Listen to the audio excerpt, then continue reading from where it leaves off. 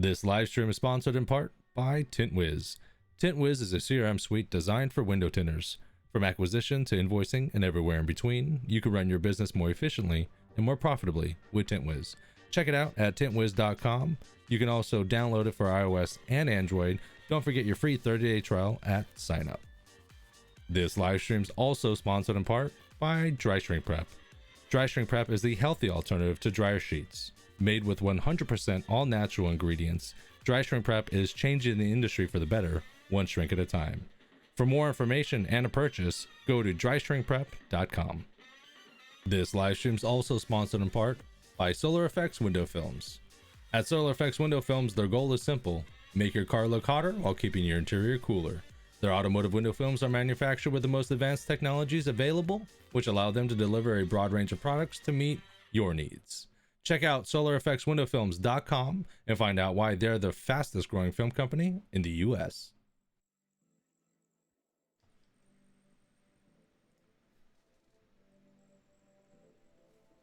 What is going on, guys? Welcome back to another live stream. Wow, I feel like it's been forever. For those of you guys that are watching on Facebook, either through Window Tinting Business, Window Tinting Classifieds, I had to share it from my Sun Solutions business page because apparently they've done an update and I had no idea, no clue, and I have to like basically remove my groups and then re-add them to be able to stream to them. Updates. So it has been a minute, so welcome everyone, guys, back. Welcome. Z Custom, what's going on? How you doing? Jaybird, welcome back. Z Customs again, good to see you. The Fuzz, what's up?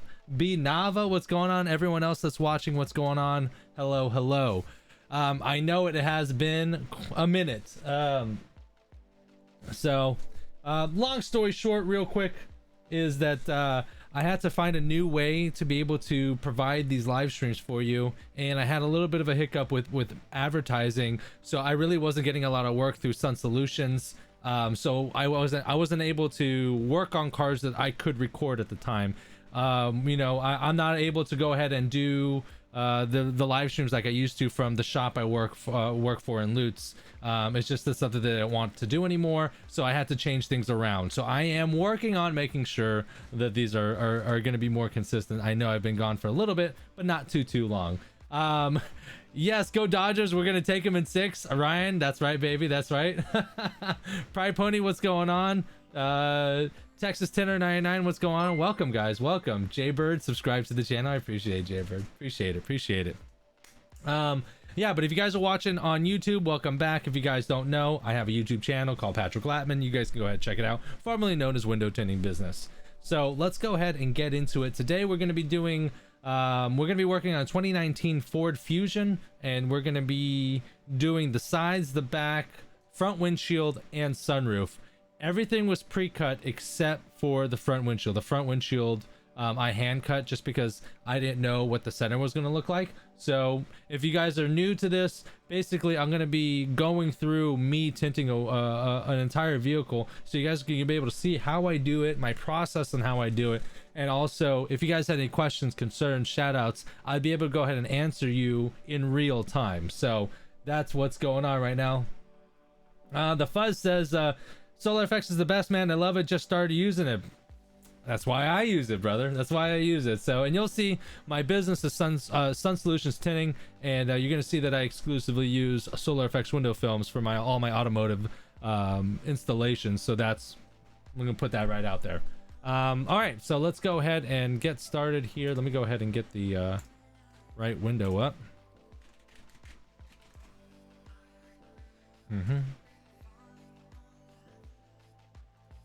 Actually, do this. Probably should have set this up a little bit sooner. So I hope everyone's doing well. I've gone into this whole new like health kick, so I've lost like 15 to 20 pounds or something like that. I'm trying to get shredded for spring of 21 by February, March. So yeah, got a new haircut, all kinds of new stuff, videos.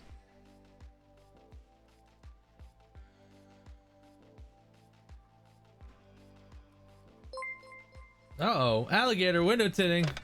Alligator window tint super chatted $4.99. I have a question. Why aren't you working? I'm not working.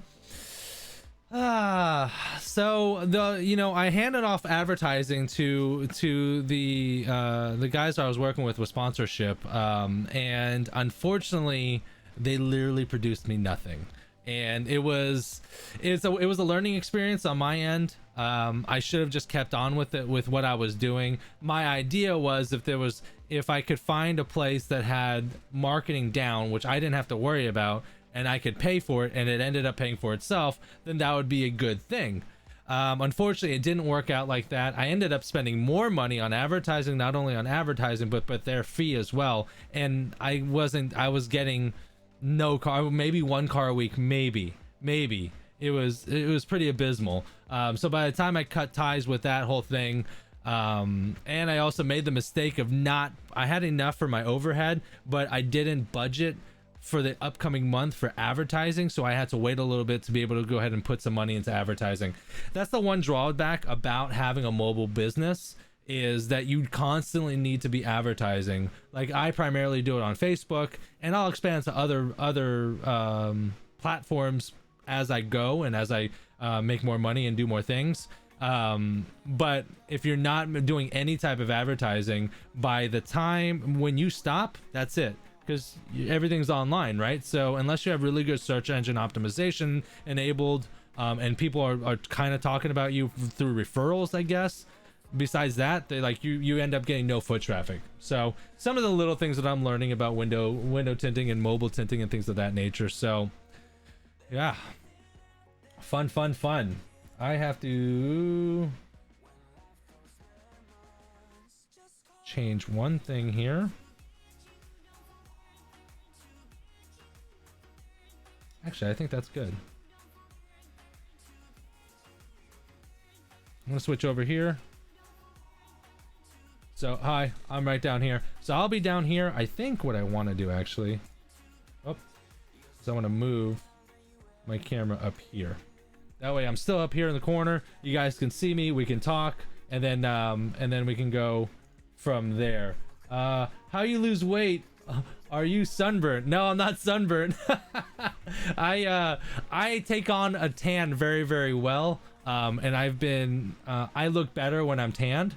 So just answering some of the questions here. I'm not sunburned. I live in Florida, but I don't have time to sit out and tan. So I go to the tanning bed now, just because it's a number of things. I have always had problems with like acne. So I break out like a 14-year-old girl. So tanning actually dries out my face and prevents me from breaking out. But also it's just kind of like this new thing that I want to do, is I want to go tanning. And I look better with a tan. In the middle of the winter time when I don't have a tan, I look a little yellowy and a little jaundicey. So I look sickly. And I don't like that. So I'm changing that. And how am I losing weight? I'm doing, let me see here. Damn, I wasn't trying to go there, just talking shit because you're at home. No, I get it, alligator. I get it. No. Hey, listen, I'm very transparent. I'm an open book, and that's the whole point of this whole thing, right? So it's okay. It's totally okay. It is what it is. I don't want to portray that it's constantly a positive and ongoing thing, because I mean, in life you have ups and you have downs. You have really good strides and you have stumbles, and I want people to know. When the good things are going good and the bad things are going bad. So it doesn't matter to me, whatever. I'm an open book. How am I losing weight? Oh my Lana, Brad. What's going on, Brad? I totally forgot that I shared it through my window tinting business page or my Sun Solutions page, but I accidentally shared it to my personal page, and I never share like my online stuff, my window tinting stuff, to like my personal page, because like my friends don't really give a shit. But now I got friends like popping in here. What's going on, guys? How you doing? How am I losing weight? I've been on intermittent fasting for a while, where basically I'm skipping breakfast and doing lunch and dinner, doing a light lunch and doing light dinner. But now I've switched over to an OMAD diet. If you guys don't know, that's called 1 meal a day. So I typically eat 1 meal a day now, and it's a good way to maintain my I'm actually trying to cut weight right now, so I'm actually in a calorie deficit.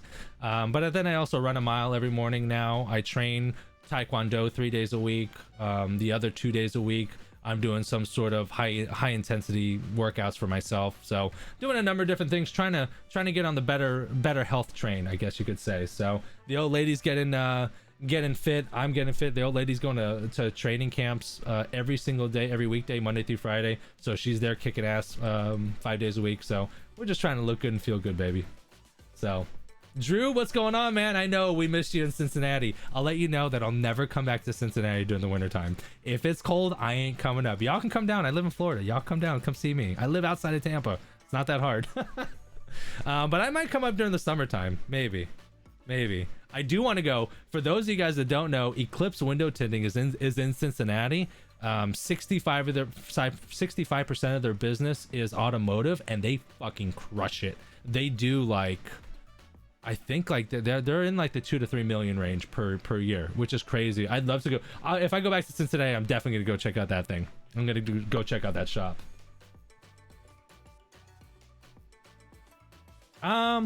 Justin asked, what would I charge for a panoramic sunroof? If it's a for a normal sunroof, I don't go crazy with my high performance film. I try to go middle of the road and keep it with my standard film, my RFX.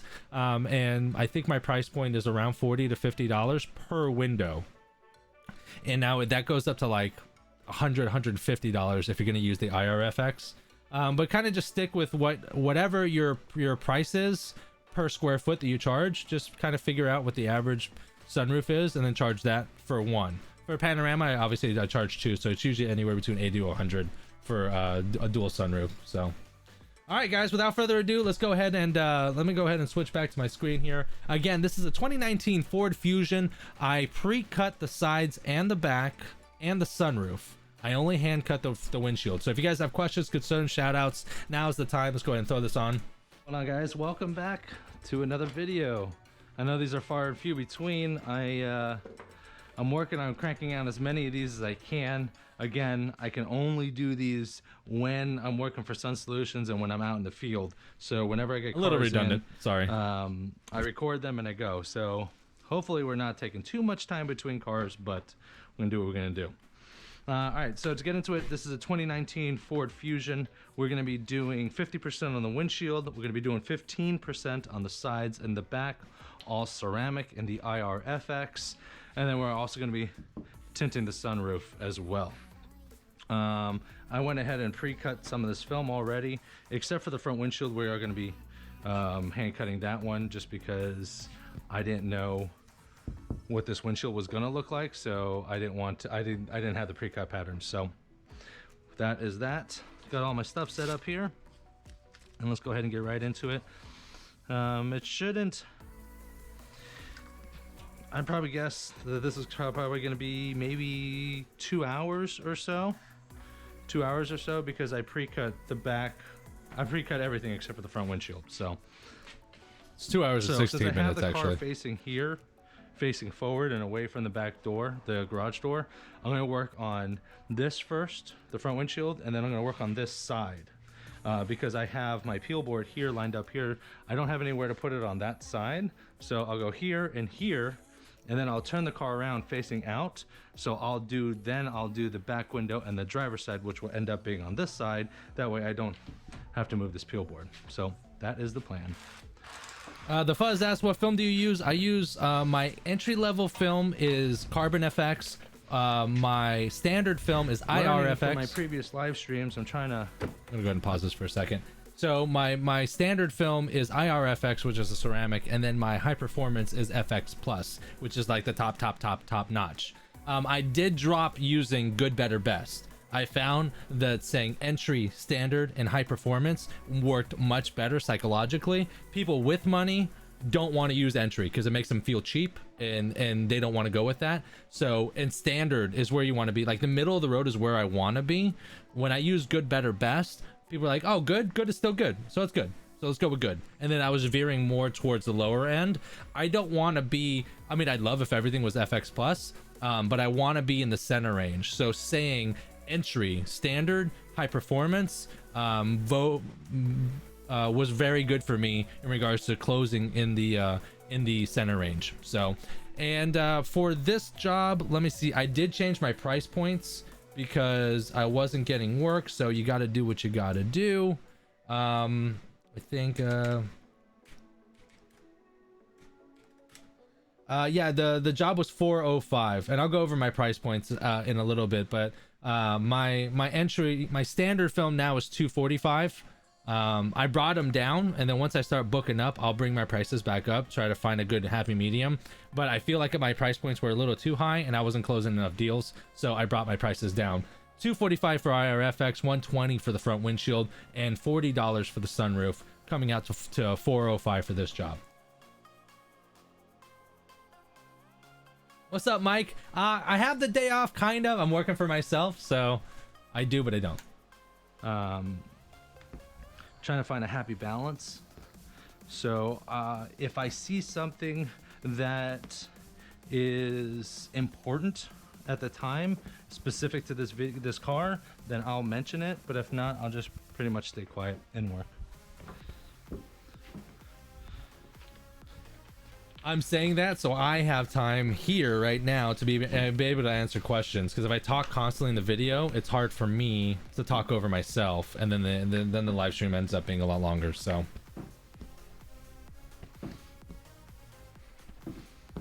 yeah, Mike, you know, I work for myself on Tuesdays and Wednesdays and Sundays technically, so I'm not over at the shop. I'm working. What do you think I'm doing right now? I mean, this is fun. My job is fun, but this is part of what I do. I will tell you, this windshield was replaced less than 24 hours ago. Normally, I like to keep at least a 24 to 48 hour window after installation of a windshield. I did put my hand underneath it and push it. So if I'm gentle and not pushing super aggressively, we should be just fine. I haven't even been playing any games lately. I've been so busy trying to get work and doing work. And Dry Stream Prep really did well. We closed on our first distributor, so now Dragon Distributing, basically the same people who own Solar Effects, picked up Dry Stream Prep, so we were fulfilling orders there too. I have been busy, but I haven't been working right now. Typically, it's been in the upper 80s, lower 90s, and now it's I think 70 degrees right now. So, and it literally changed like overnight. So I'm really curious how my slip solution is going to do. I don't know if it's going to be too slippery. Typically when it gets cooler, you want to decrease the amount of soap you put in it, and when it gets hotter, you want to increase the amount of soap. So we'll see how that goes. It's never work when you love what you do. Ain't that the truth, Mike? Ain't that the truth? That TSP is the bomb diggity. Adam, thank you very much. I really appreciate it. Thank you very much. Yes, a lot of good things with DSP. A lot of good things. Also, too, DSP is now offering installation tools, which I'm really excited to announce. You guys can go to the website as well. Basically, I curated all the tools that I basically use. I have them available. Not all of them. Like, it's going through a 3-phase thing, so I don't have all the tools I need now. But if while you guys are buying DSP, you guys can go ahead and get installation tools as well.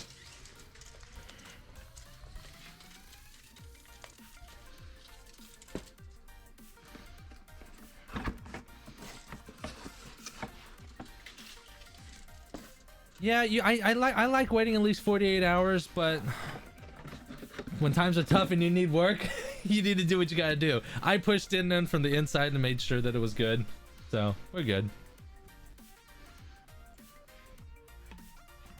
That's the one thing I did that, like, that's becoming a little bit of a cumbersome, is that I ordered 60-inch rolls and then had them chopped down 40/20, but I left them in the same original 60-inch box. If you end up doing that through Solar FX, then definitely get the 40-inch and 20-inch box, because when you roll with a 60-inch box that's chopped 40/20, it becomes like the box over time ends up breaking down, and it kind of bends where the bend is. So that's why you see these brown boxes, because I know these are 40-inch boxes, and I just kind of transfer the film that way.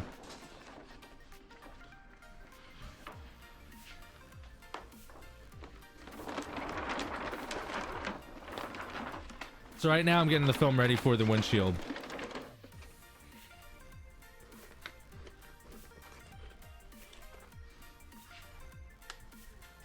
Which I need to get some of those for the site.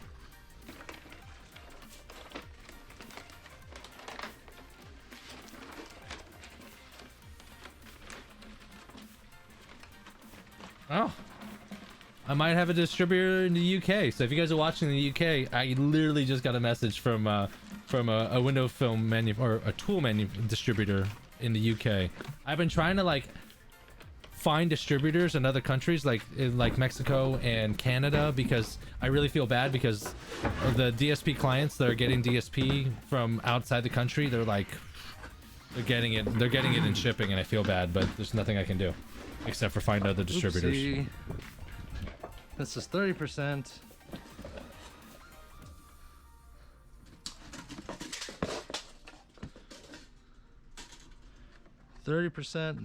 Not 50. It looked a little.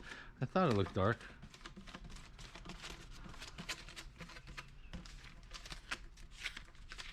No, it's 15%. That's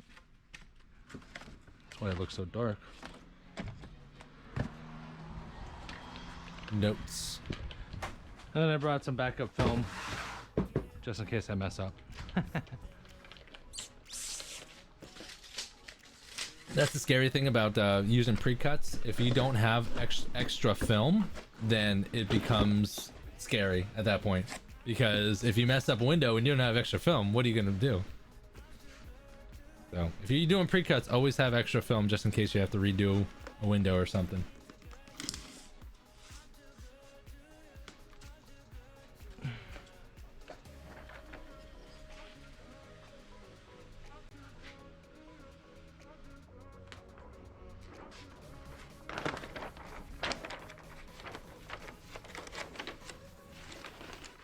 Don't mind me.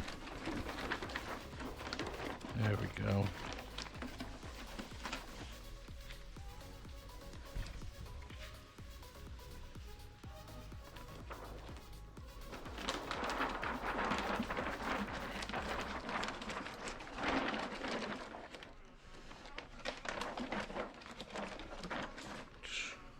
Imagine putting 15 instead of 50 on a windshield.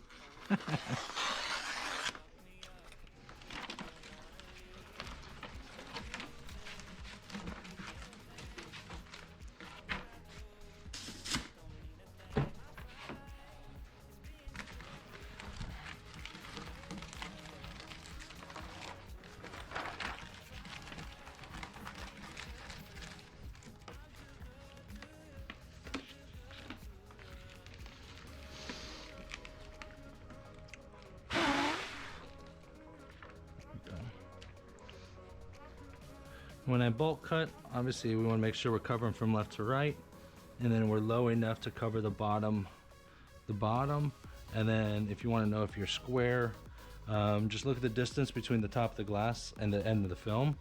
It's a little shorter than it is on this side, so I'm going to rotate it counter. That's about right there.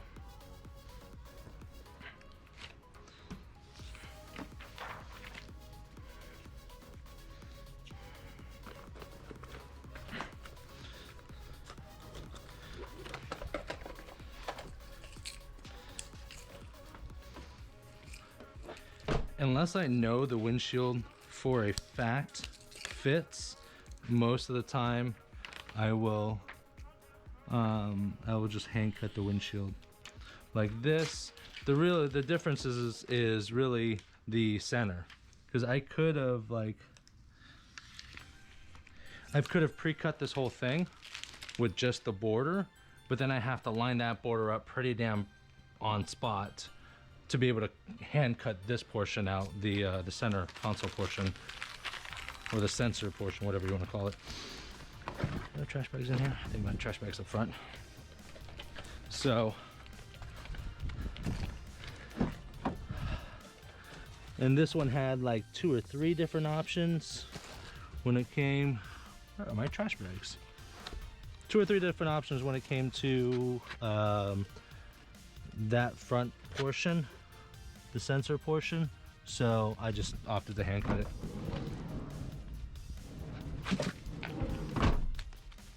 I swear I had trash bags. Did they take them out? In here? Trash bags.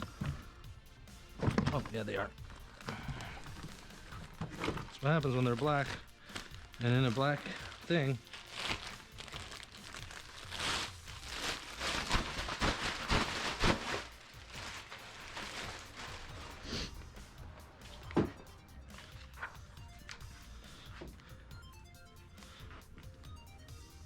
Yeah, being mobile and pre-cutting the film from time to time, I didn't know what the sensor section looked like here, and I probably could have called and asked and said, hey, do you know, can you tell me what it looks like? But I didn't, so I just opted to hand cut it. But if this was like a Jeep Wrangler front windshield, I know for a fact those fit, and they're all the same, and they have one thing of sensors, so.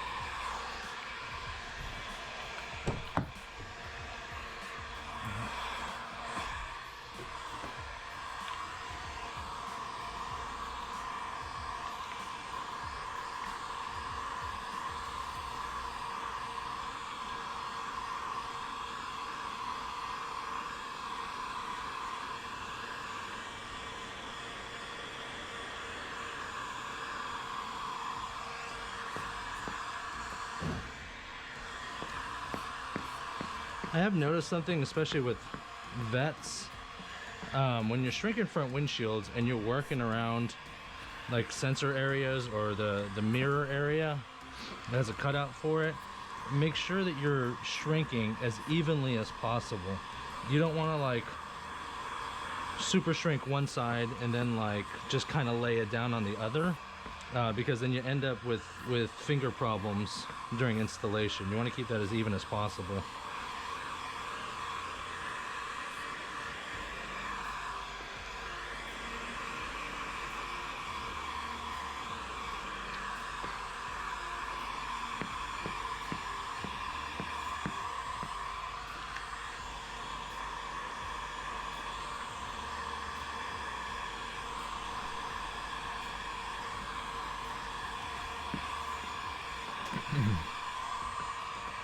I just want to take one moment here, guys. I was able to get the groups for Window Tinting Business and Window Tinting Classifieds from Facebook up into this live stream. If you guys are just watching now, joining us from that group or those groups, I couldn't get the stream to go to those groups, so that's why the stream already started and I shared it, but now it's coming directly to that group. So if you're watching now, that's why this is like it's starting right in the middle. So just want to let you know.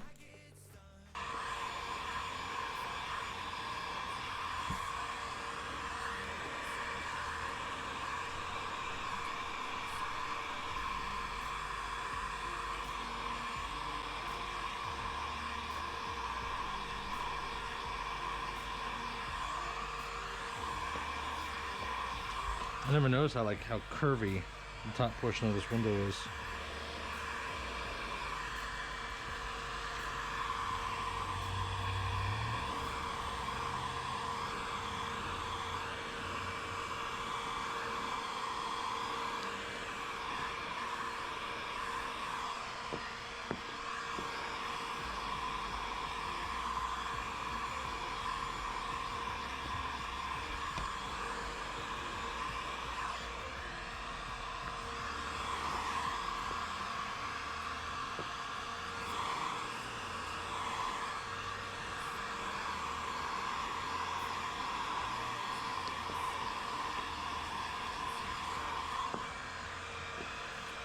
So there's this little side finger here, but the edge of the glass is really here, so we're good to go on that end.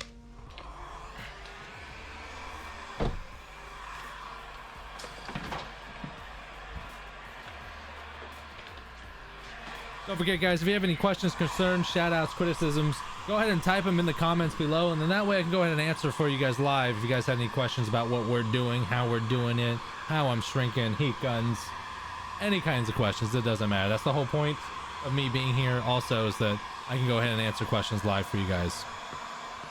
If not, sit back and enjoy.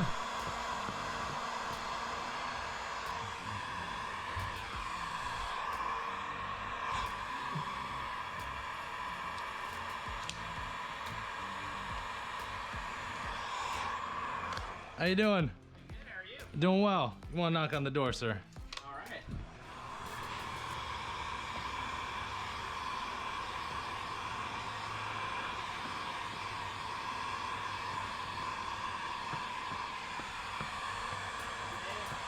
Have a good day, sir.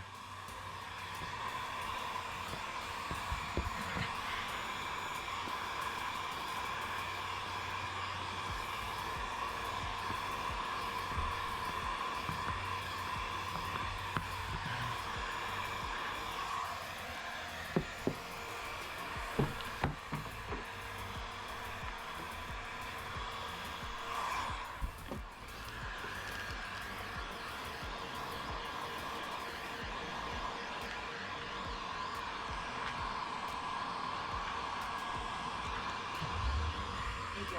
Yes, ma'am. Need water or anything? Oh no, I appreciate it. Have a little bottle of water out here, and Okay. it's cool as a cucumber out here. Usually it's 90 degrees. I'm sweating. I'm dying. I thought about that today. I was like, hey, this is a good day. Oh, it's a beautiful day. Awesome. I pray for days like these. I think you do. In hot garages. Yes, ma'am. Oh, my goodness. Oh yeah. Okay, I just wanted to check and see if you needed anything. Well, I appreciate it. Of course. It looks good. Oh, it's gonna look better when it's done. I can't wait. My goodness. All right, I'll check later. Yes, ma'am.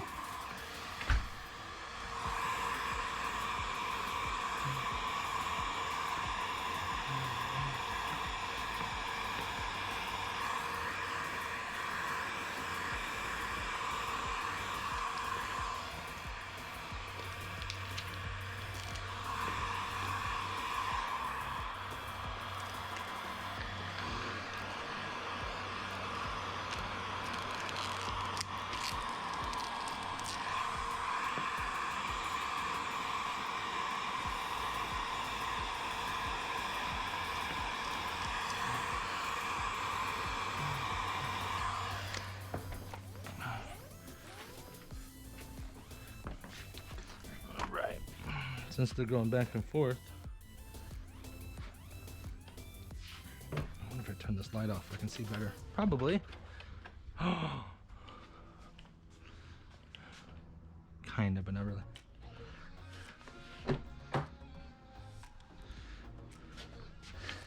Time for my handy dandy trusty light.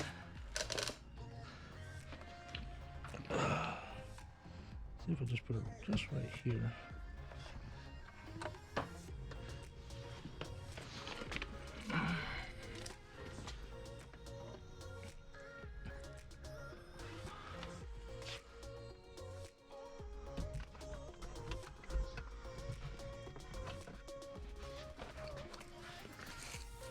Gonna have to move it for the bottom portion. Pretty sure. Oh yeah. Oh yeah.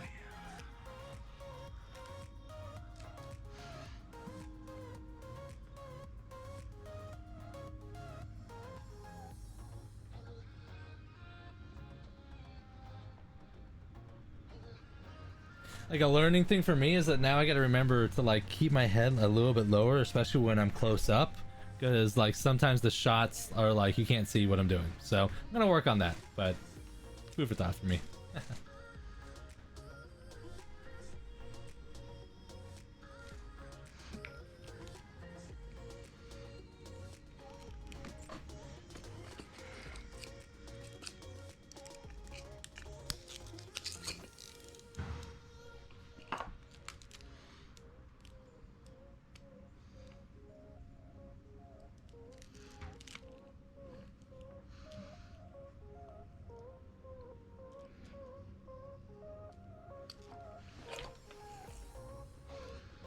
Also, I can't remember where it is or when she did it, but her like aunt or something came up. It scared the hell out of me.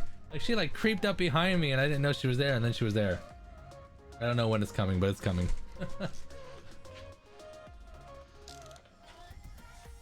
a little bit. There you go.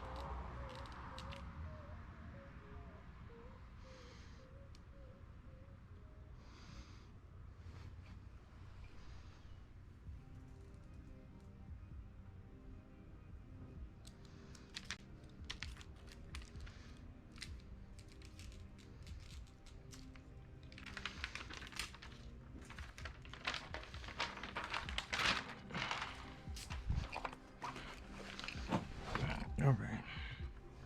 Can I move you up?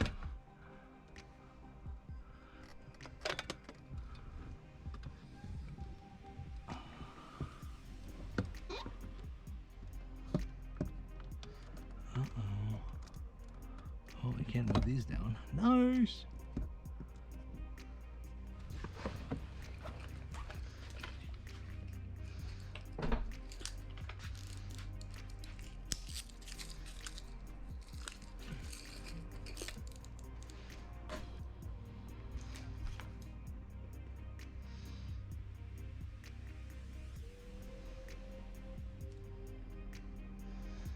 Good thing is we're not too tight on the inside, plenty of room. So as long as we just take our time, do the proper steps, should be a pretty clean and successful installation.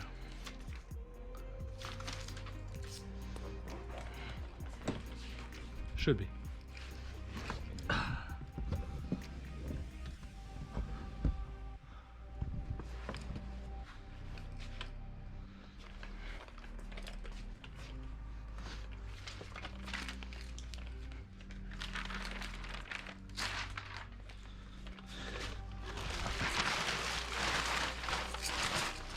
Oh no.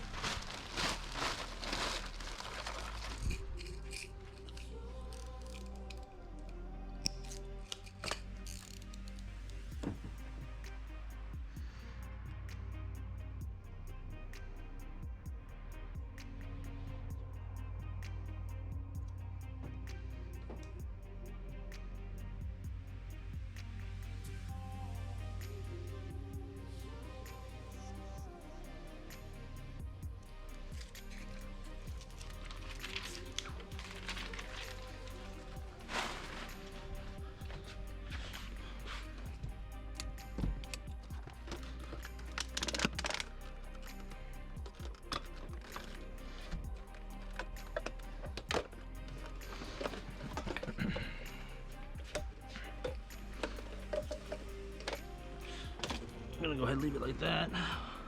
Hopefully, I won't need it again.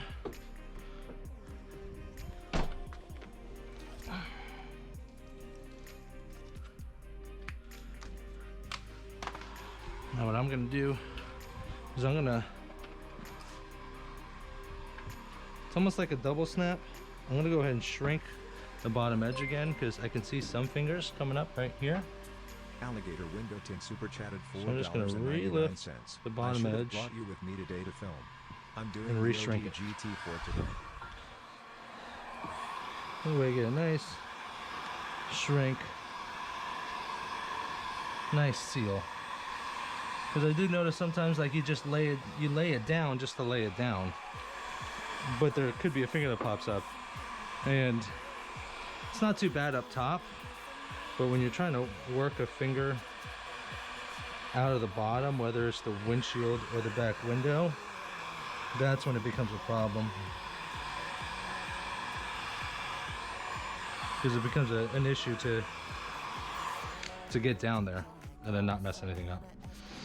And now I actually have to trim because I went ahead. When you do this, you gotta get the heat on there. But be careful at the same time. I singed it a little bit right there at the very edge, just a tiny bit, and that will not lay flat. So now I'm going to trim that. Same thing in a couple other little places. And take a little sliver, just enough to cut off the singed portion.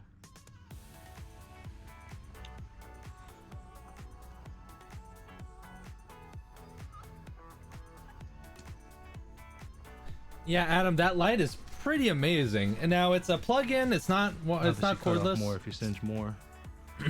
But it was $60 over at Lowe's. A Craftsman.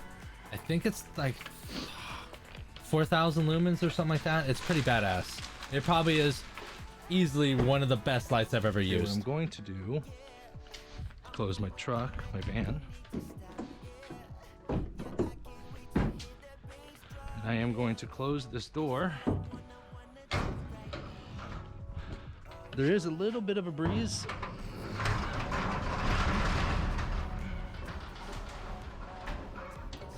A little bit of a breeze coming in towards this way, so I want to minimize as much of that as possible. So I'll go ahead and close the door. That way when I pull off that windshield, or pull the liner off that windshield, it's gonna minimize any contaminations that might come in there.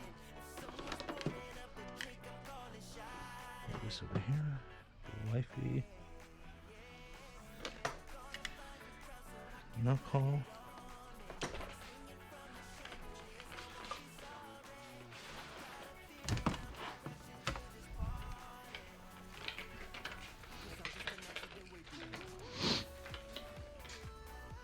Very nice. It's nice to have a garage with wide enough space.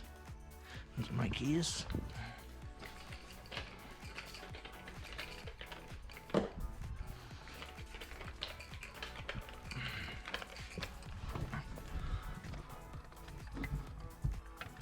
Kind of want to turn it that way. It's tight, but we're good.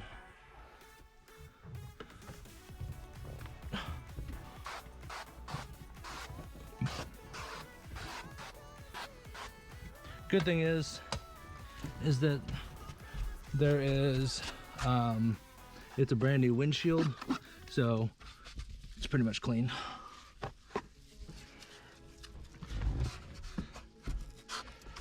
You will notice that I'm not using a soak shield, nor am I using a dash towel.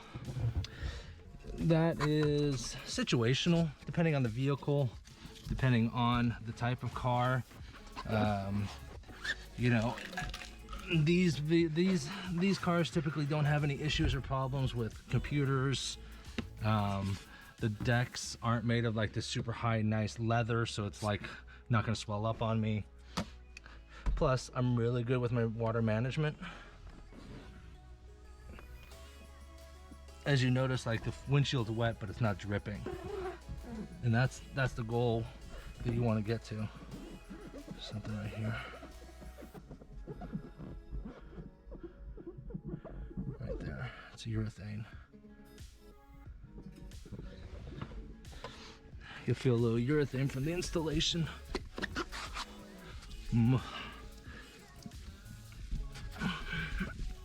When you're doing windshields, you get into the habit of feeling. Feel.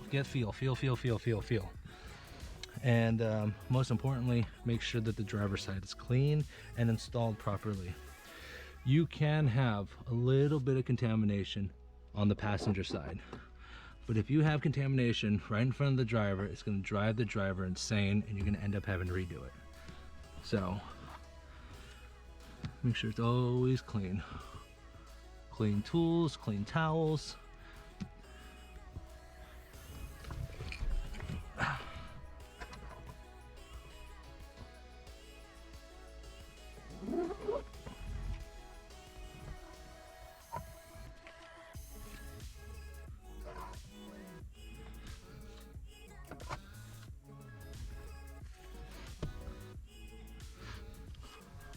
I usually go coast to coast, but this sensor box thing is like, so it's like easily a third of the windshield.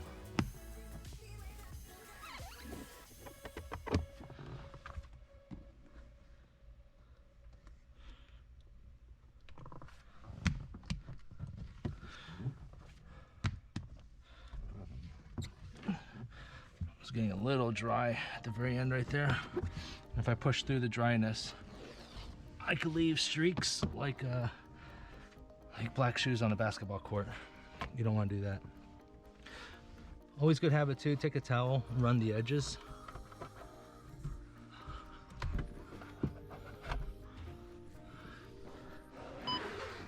Oh, I touched something.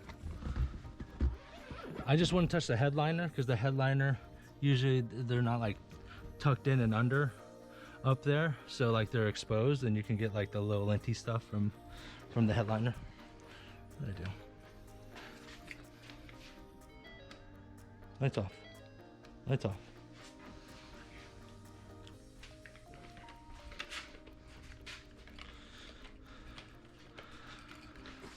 All right. I always reverse roll from left to right. So I'm going to start with wetting down the right side first. That way, when I wet down the left side, I can just put it back and start rolling.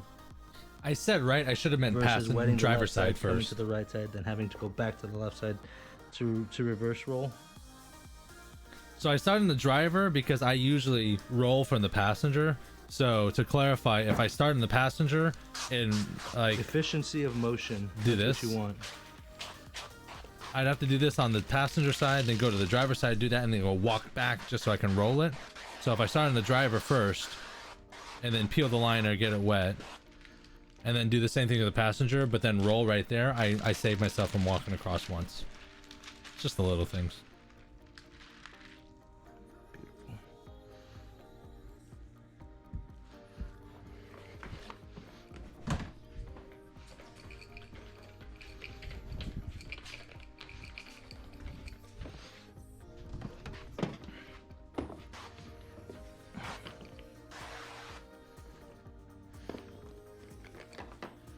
That's also something I've been doing lately too. I've been spraying down before I peel the liner. It's like an old school trick that I should have been doing a long time ago, but it helps keep the static cling down. And the goal is to hopefully prevent the Spraying static down clean. the film right here before I start Apparently, peeling. I say it again. Definitely a good habit. Sorry. One good thing too is don't be afraid to work with other tinters. It's kind of like, it could be not intimidating, but like everyone has their own process, you know, so when you work with someone else, maybe their process is a little bit different. But I've learned it's good. You know, I noticed a colleague of mine that I was working with spray down the windshield just to bring down, Martin you know, Feller. before you pull the liner, just to bring down the static. You know, it's little stuff like that, like you don't want to, I'm not going to say I forgot it because I definitely learned that, but like there are some things that like kind of fall to the wayside. So when you work with other people, it forces you to have good habits, because maybe by yourself you're like, It's a little piece of trash. It'll be fine. But when you're working with someone else, you don't want to be churning out shit work, you know.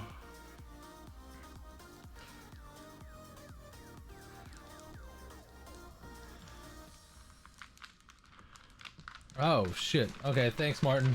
I appreciate it. I'm gonna try to roll it up. Martin said that apparently I'm not getting any comments from YouTube, so I'm currently reading them off of my restream stuff, but I think it has to go through an update, so give me a second here. He will actually, when he does a reverse roll, he will actually leave it like a foot left on here and then peel the foot off. I'm trying to learn that one.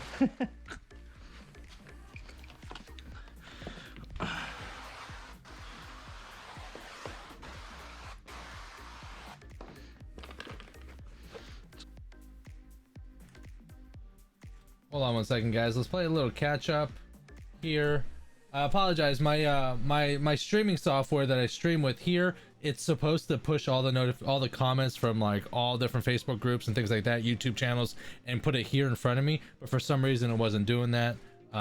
So I just now got a shit ton of YouTube comments. I do apologize, guys. So I just want to play a little catch up here.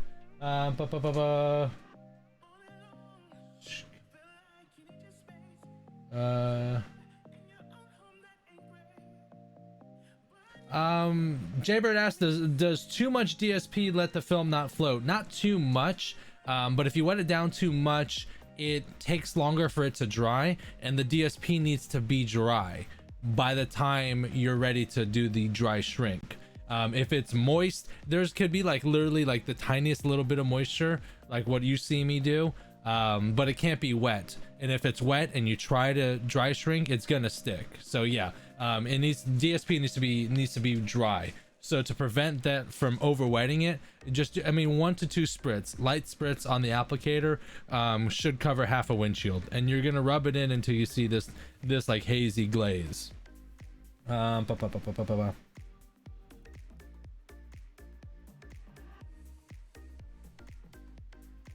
do you carry pre-cut without ruining them? What I usually do is I cut them off the plotter and I roll them, and usually like I'll roll one side in first, like I'll roll like the passenger side and tape it, and then I'll put the driver's side inside. I just remember which one is which, but then I just cut out the entire thing and then I put it in a spare 40-inch box that I have.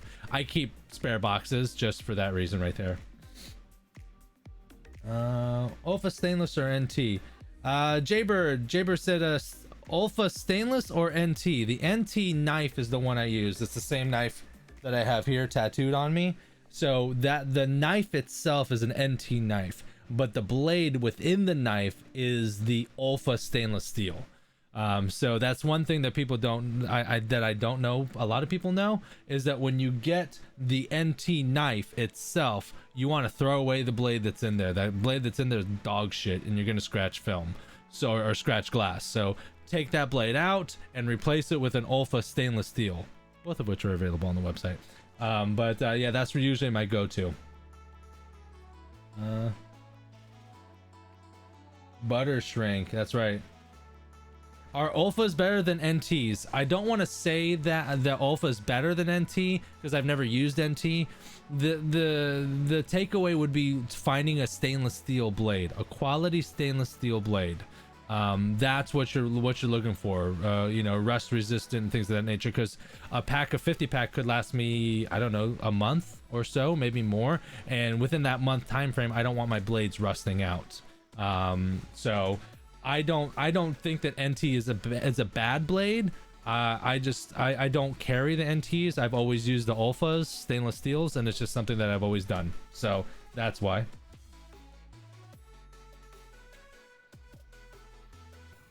Michael asks, when pull shrinking, do you pull in between fingers or just anywhere? Trying to learn how to pull shrink.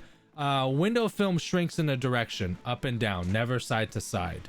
You learn side to side when you're really advanced, because you can actually shrink a little bit from side to side, but that's a very advanced move. That's when you're doing like C6 Corvettes, 07, 08, 09 GTI Volkswagens with the extremely hard back windows. You do need to shrink from side to side just a little bit so you can relieve a little bit of the pressure. But when you're pull shrinking, you're pulling up or down. Usually up. You want to leave down for it by itself, but usually you're pulling up, and you're pulling up into the direction of the shrink. So up, to answer your questions. Jaybird asked, where did I get the light? That light's a Craftsman light, and I bought it from Lowe's for $60. Yep, Jaybird answered it. The trick to pull shrinking is getting straight in the right direction. And you're right, Jaybird, I was not getting comments. I'm sorry. Alligator Window Tint with the $5 super chat should have brought you with me today to film. I'm doing an OG GT4 today. Woof. Oof. Either that or he's waiting to answer all at once. Yeah, Michael, no, I'm not waiting to answer all at once. I do everything as it goes. That's one of the benefits of doing the live streams, is I answer questions live. So I do apologize, guys. I was not getting these messages. Call him. Tyler Riley, long time no see. I know. It's not going to be as long anymore, I promise you.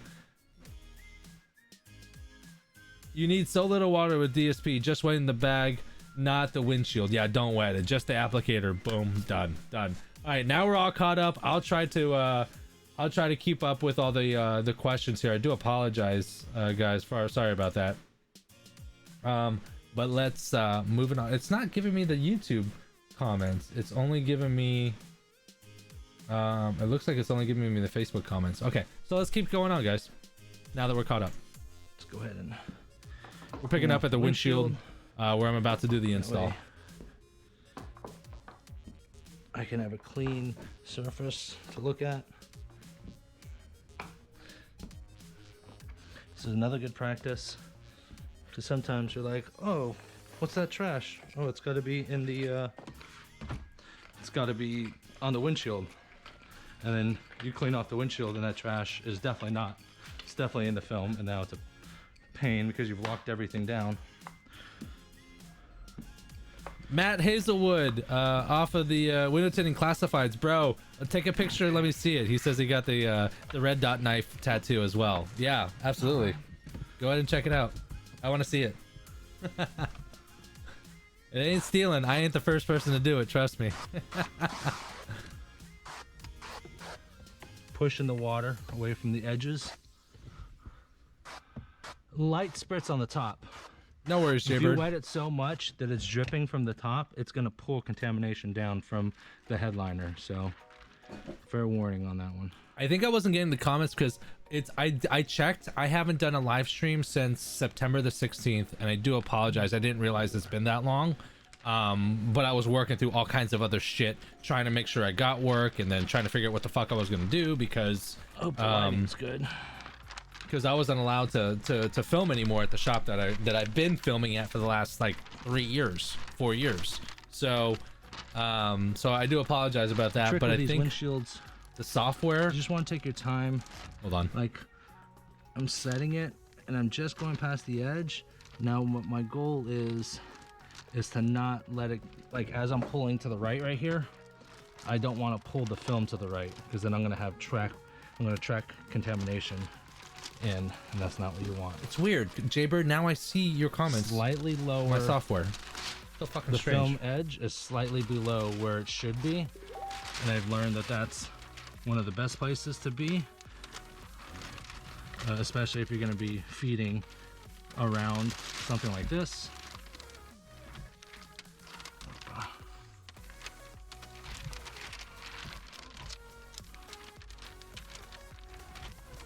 And then you can kind of slide up when the time is right.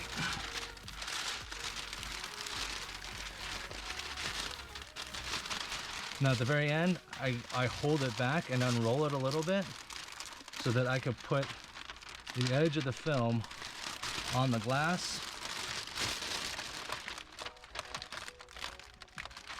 First. glass like that. Look at this bump right here. Keep this edge flat, and then I slide it in. Because if I don't put that bump in there and I just try to unroll it, the film could graze this pillar, it could graze the top of the deck, and then it will undoubtedly get contamination in there. All right. Looks pretty good. Looks pretty good. Being a new windshield, what I should have done at the very beginning was run like a tri-edge around the border to feel the border to see if there's any like overspray or over squeezing of urethane when they installed the windshield. That probably would have been a best practice. Food for thought in the future, but I'm gonna have to deal with it after the fact now, but I would have been able to trim it.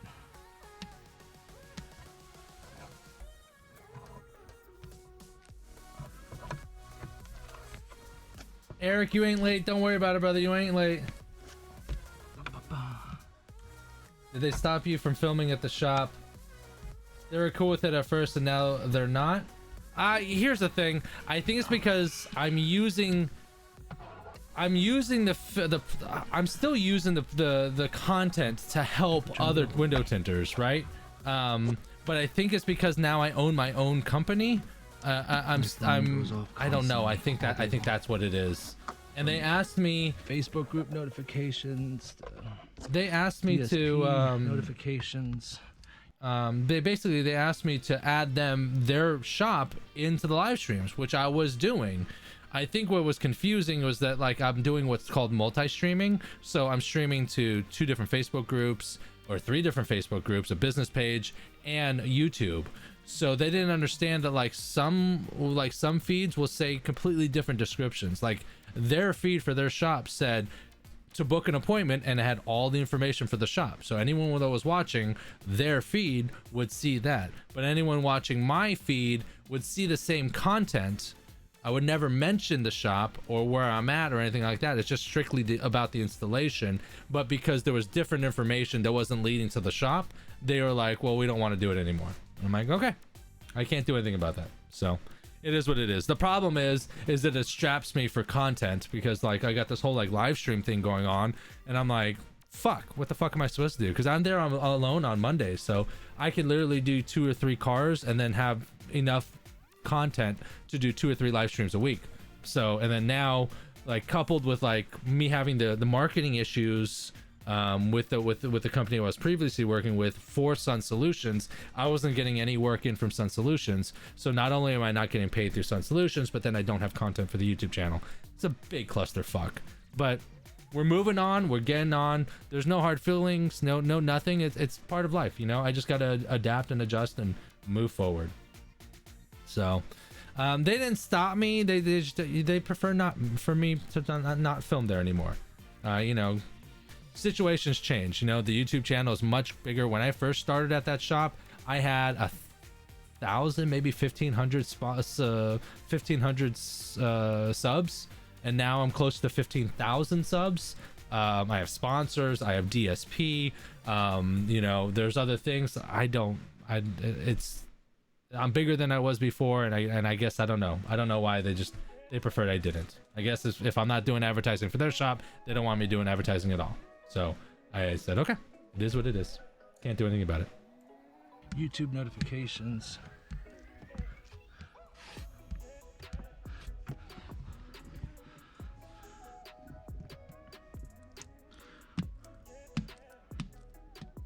Beautiful.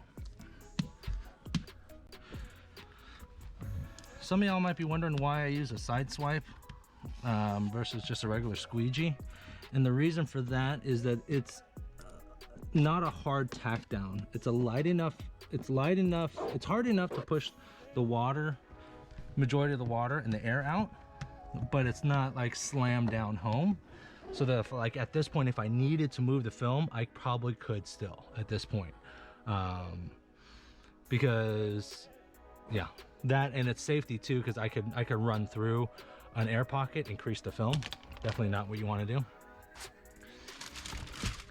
But now that this side is tacked, I'll go ahead and start squeegeeing this side with the squeegee. That's another reason too, is because I can hit it with this, and because there's no, like on the back glass, there's a defrosters. The defrosters will actually like kind of hold the film in place, but on the front windshield there are no defrosters, not in this car at least. So I could be doing this and I could be sliding it all to the left or to the right, and then I'll have a gap, and then I'll bring trash in there, and that's, you know, so I do a light tack first over the driver's side, make sure everything's clean, make sure everything's nice. Oh, Almost put that up. Eric, I'm doing a 2019 Ford Fusion.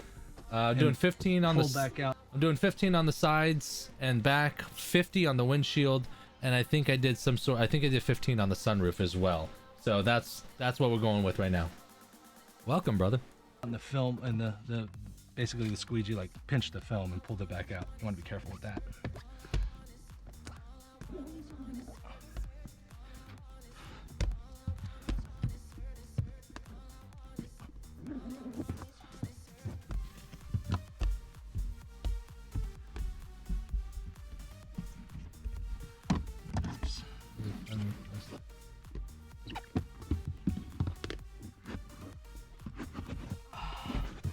That was pretty much a hard tack on that side, and I did a light tack with the side swipe on this side.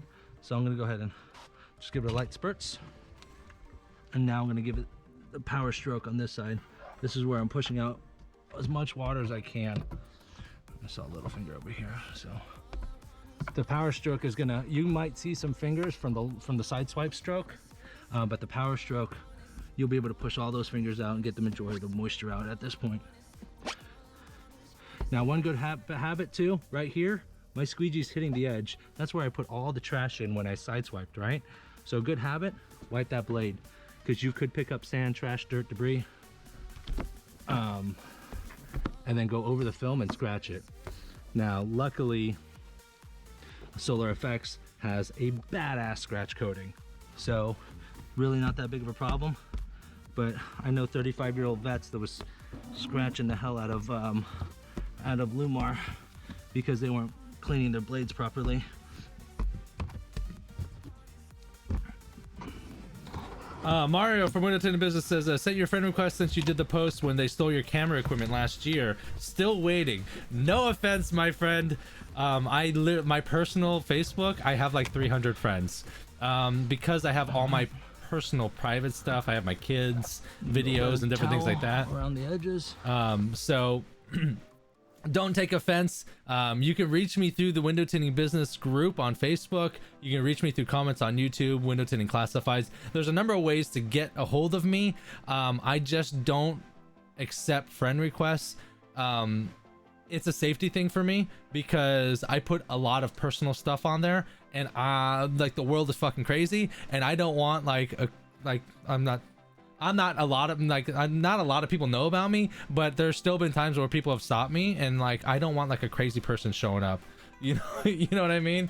Like Martin Fowler just showed up out of the fucking blue one day, which he happened to be a nice guy, but I had no idea who the fuck he was. He didn't call. He showed up and he's just like smiling at me, and the first thing I did was look at his hands or see if he had a gun. Like dead serious. So don't take offense if you guys sent me friend requests. Don't take offense, please. It's because I don't know you, and also because I put posts of my kids, my fiance, private shit. Like my friends see it because they're my friends, and I don't want crazy people like in my life. So sorry, but not sorry at the same time. Hope that answered your question.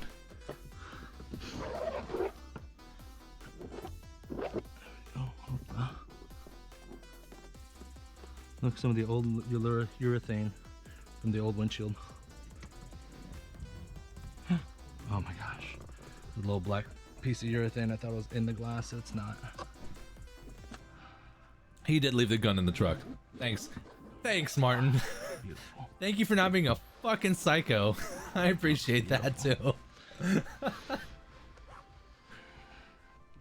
Again, hopefully the low light isn't messing with you. If not, you've been looking at darkness for the last 20 minutes.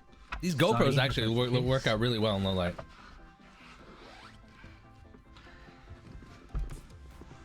The rest of the car goes pretty quickly. We've been, yeah, look. These GoPros, they're That's typically pretty good in low light. I like repeat every fucking thing I say apparently. Okay, there's literally one little spot right here. That low guy? I wouldn't worry about that low guy. It's so tiny. I love that movie. Obviously, we're not redoing it for that one little piece. Now, if that one little piece was right here, be a big problem. Be a big problem. Passenger side, we're good. Like they tell all my clients and customers, 97%. Window tinting is a handcrafted art. We're not mass producing radios here. Gorgeous. Fucking gorgeous. Look at that. Ooh. Beautiful. Beautiful. Don't mind me. Just enjoying my work here. I don't know if that sounds cocky or confident. I don't know.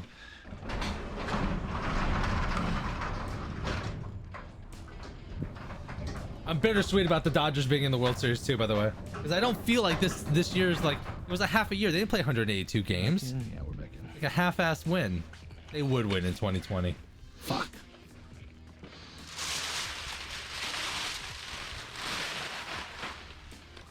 Let's see it with some light. Clean. Clean, clean, clean. Very nice.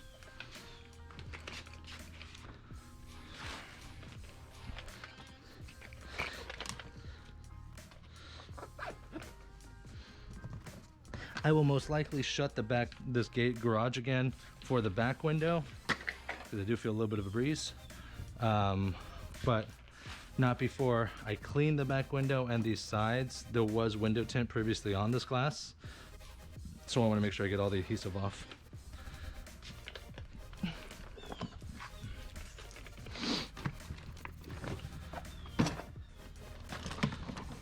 I need a special tool, this hook tool right here. I'm gonna need this.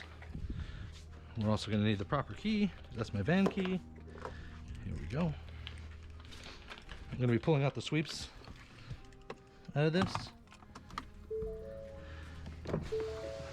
And bottom loading.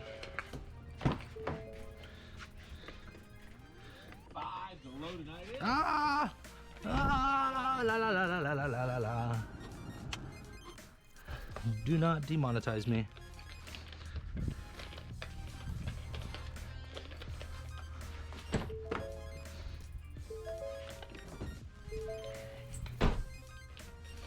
Jaybear says, does plotter speed things up? Hell yeah, especially Okay. for me. With these ones, Jaybird asked, does a plotter speed things up? For me, they do, just because I'm so meticulous. And like this car would have been a pain in the ass because this got front quarters and rear quarters, and the front quarters have to be really, really close. So for me, a plotter is much faster because I'm so anal about hand cutting. Like my lines need to be perfectly straight, rounded corners beautifully, and it just takes a long time for me. So the sweep is wider than the entrance, so I'm gonna have to pull it out, like bow it towards the middle. Good thing is these sweeps are not made of metal like Audis or anything else like that, so they're not gonna be damaged. Pull one side, pull the other side back. Just pulling this back corner, nothing else here. You could probably undo this and do it, but it's really not necessary. Same thing here, pull back the back corner, just enough to get the top back. And go ahead and pop the front, pop the back, and pull straight back. You could do this without this hook tool, but you end up scratching the hell out of your knuckles. Just fair warning.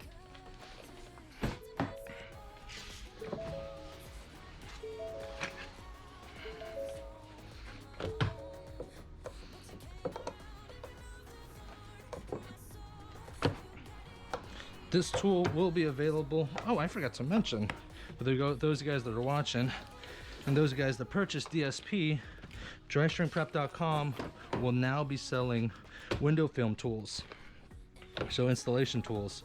What I've done is I curated all the tools that I would use. So I'm not going to carry every single tool imaginable, every tool available. I'm only going to carry the tools that I personally would use during installation. So everything that you see me using, I'm gonna, you know, the orange crushed, the all right, we should be good. Sorry about that, battery died. So what I was saying is, like, I won't carry the orange crush straight. It would be the beveled cropped handle. I'll only be selling the Fusion 5 long handle, not the long and the short. So again, I'm just curating all the tools that I would personally use. That's what will be available on at drystringprep.com. So that's going to be a whole new section. It's going to be rolling out in 3 different phases. So by phase 3, we'll have pretty much all the selections that we're going to have available. Also, we are getting Dry Shrink Prep edition soak shields. So the OGs, the large, the minis, and the sets will be available as well. So those are all coming soon, so keep an eye out. I haven't really even announced it. This is actually the announcement, I guess you could say. So yeah, check it out, drystringprep.com. You know, just offering more. What do I need? The tools are available. Sunroof. The phase 1 of the tools are available right now. The dry shrink prep sets and the dry shrink prep products, or excuse me, the soak shield products should be available next week. I think Next week. this is all the quarters. It is.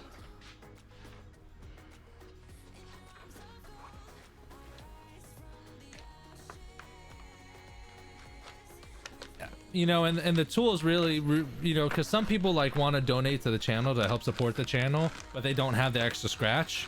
So it's a way that you guys can buy tools from me, DSP tools, soak shields, anything else I have available on the website, and it's a way to be able to support me and support the channel, and also get the things that you need as well. So that's the whole purpose and the whole reason for me doing more with the website.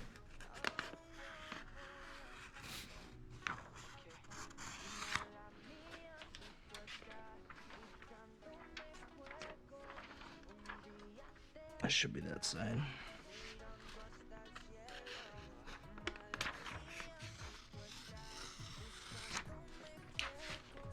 I will buy tools from you. Do you have quality bulldozers? Bulldozers are actually going to be if part of phase 3.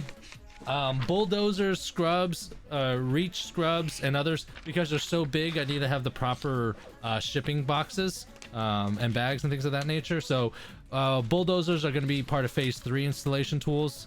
Phase 1 is up right now.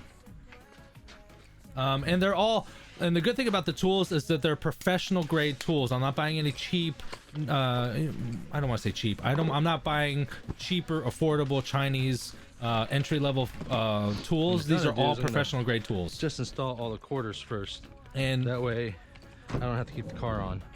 I'm not doing a crazy Granted, markup. it's a I'm not doing 40, 50, 60%. Battery, I'm doing 30% margins. Done across the board. good practice. Which I found out is still cheaper than most other places that are offering tools, by the way. Fusion handles will be part of phase 2. Phase 2. So someone did tint this car before, and they hacked the shit out of this. Jaybird asked, do you carry stainless ulfa and carbon black? I do, but I was cutting a car the other day and I was using the stainless ulfa, and maybe it was just me not thinking about it and I was just doing it. I was having, it was much easier with the stainless steel versus the carbon, but I know people that use the carbon's stronger, it's sharper, it's nicer. But yeah, I do carry both. Not in the tools, which I should look into, but I do carry it on my own person, yes. They really won't be able to see that part, but they have to get out and underneath it. Yeah, exactly, for the top edge, Jaybird, exactly.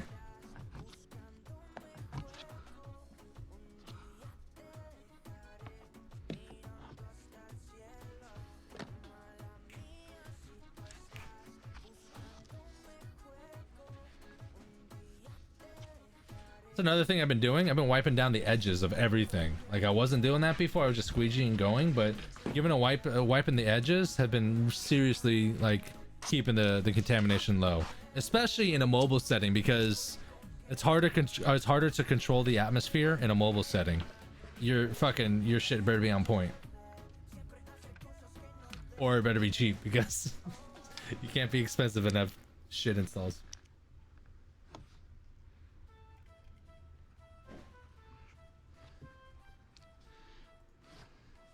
I am really happy that I decided to pre-cut these, because these quarters are kind of a pain.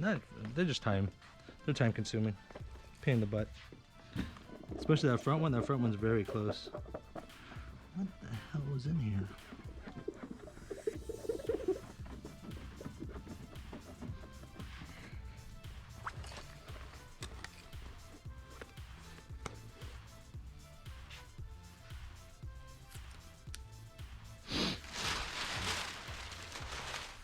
I need to get a collapsible trash can.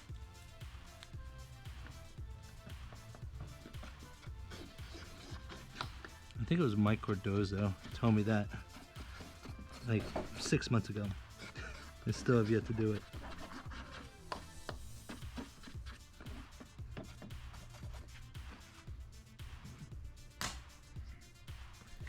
I usually don't use a razor blade, but this car was tinted before, so I'm trying to make sure I get all the excess adhesive off.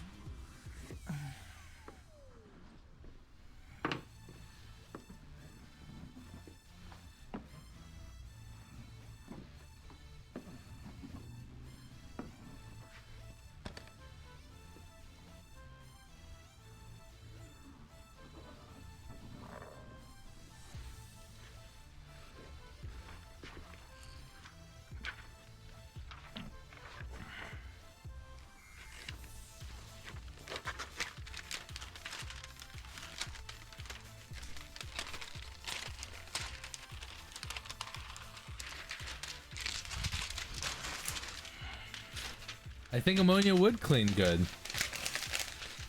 Driver's side.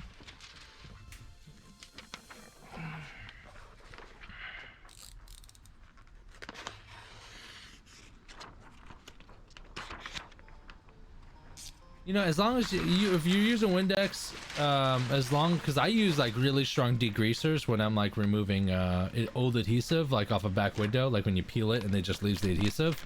As long as you like rinse it out really well before the new installation, it just shouldn't be a problem at all. Shouldn't be a problem at all. Here we go. Air fryer.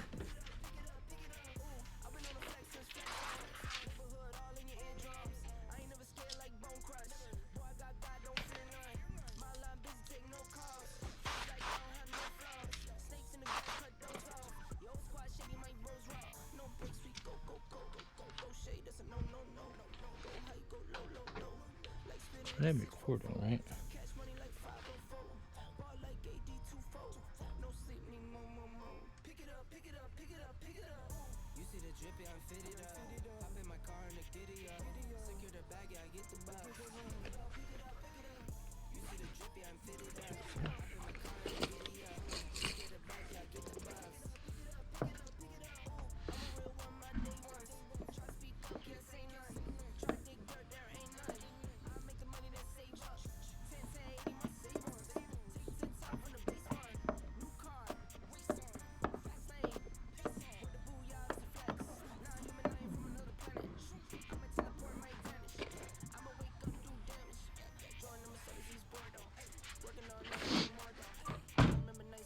And some of y'all might have noticed that I did not squeegee this one right away.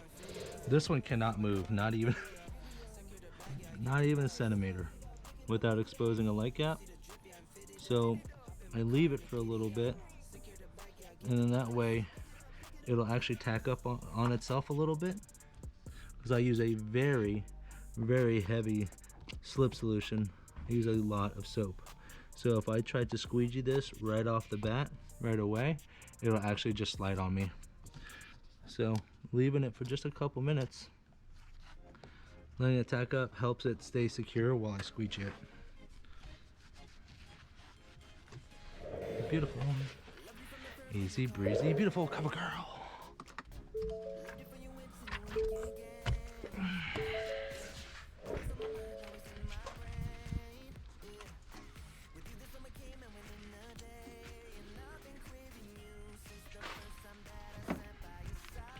Passenger, driver. I mean, front.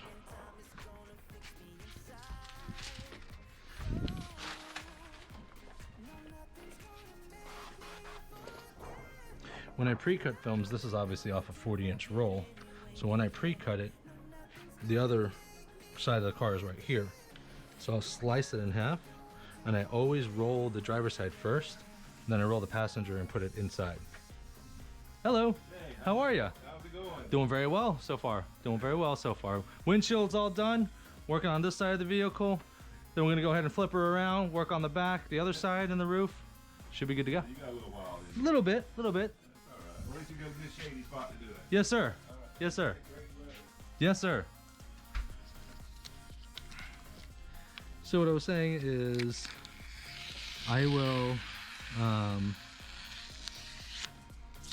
always cut and roll and tape the driver's side first, and then I will always put the passenger side inside. So like, here's the back windows, but if I do this, that's the passenger side, and the driver's side is always on the outside. So that just works for me that way. So as long as I have a process. You can do it where the passenger's on the outside. Just make sure it's always all the same.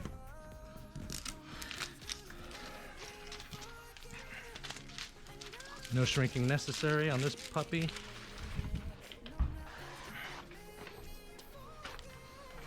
Which makes it nice.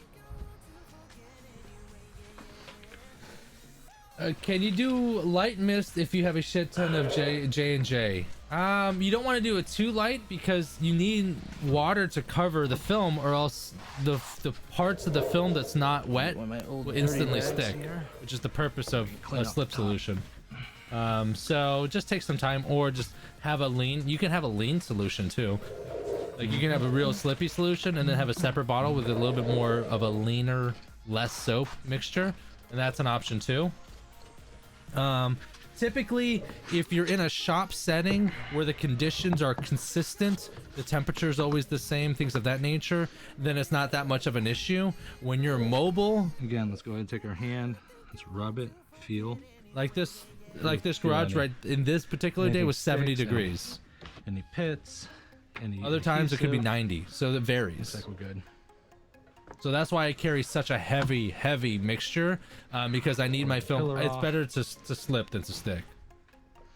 And at this point, I'll switch over to my clean towel.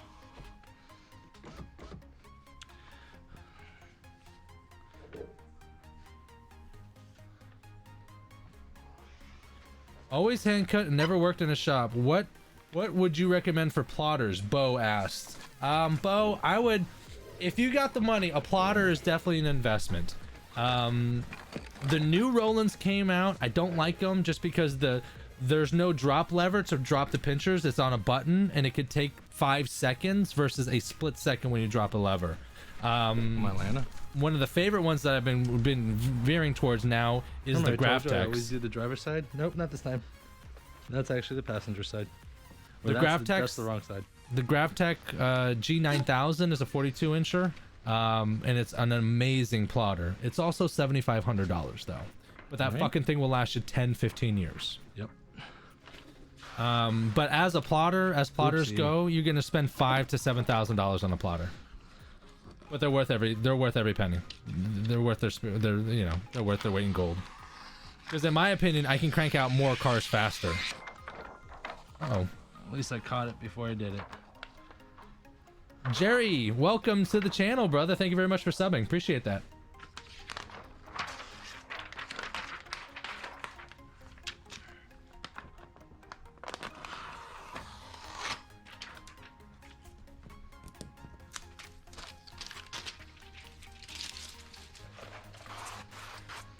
not just for me, but maybe anyone else driving, listening, So the tinting, liner's listening, facing wherever they me may be. If because someone who on the car knows, like that.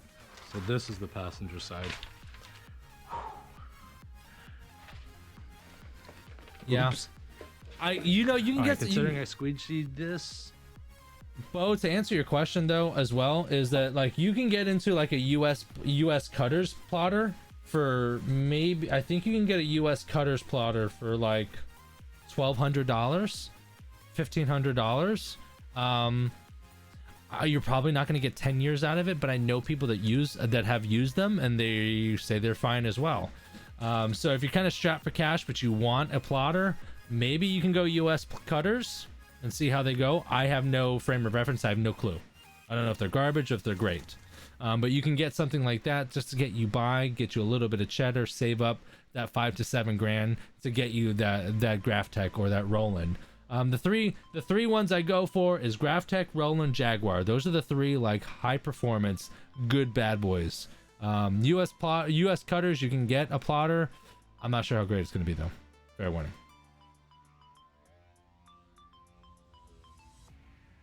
Yeah. The plotters is good. The plotters is, you need a plotter and you need software. That's basically it. And the plotter, but you can lease a plotter too. So if you have the right credit, you can lease a plotter and you pay it off in 5 years, and it's something like $100 or $200 a month. So if you can get approved for a lease program, that'd be the way to go too. And it's been a few minutes. I'm gonna go ahead and just wet it down, squeegee it one more time. Mainly because I have this door open and I got, you know, I can have contaminations kind of breeze into here. C. Whitaker, what's going on, brother? Tint gods represent. Raul asked why I didn't shrink these windows. But I caught that. I'm bottom loading, so when I bottom load most cars, you don't need to shrink windows. Most cars. There are some times. If it takes me less time to pull the sweeps than it does to shrink the film, then I just bottom load, because I can skip the shrinking portion, and you just have to squeegee it correctly. Like when you shrink, you anchor the top and then squeegee the sides, and you're basically, you know, and then you get all the fingers, but you've shrunken that. If you do that with unshrunken film, you'll get fingers on the bottom. Someone did a bottom load with a goddamn butter knife. I did see that. It's crazy. Someone in the group asked, I think it wasn't even my group, I think it was Matt's group actually. They asked a question about bottom loading. And I answered because I bottom load usually when I take the panels off or remove the sweep. And someone replied with, well, you don't have to do that all the time. And I said, no, you don't. No, you don't. It's just what I prefer. And I said, you could probably use one of those like easy loaders from like Expel or something like that. And he says, I use a butter knife. I'm like, okay. Now this I'd love to see. He sends me a video, sweep in, bottom loading with a goddamn butter knife. I was blown away. I forget his name. Pretty awesome. Yeah, the butter knife bottom load, sick.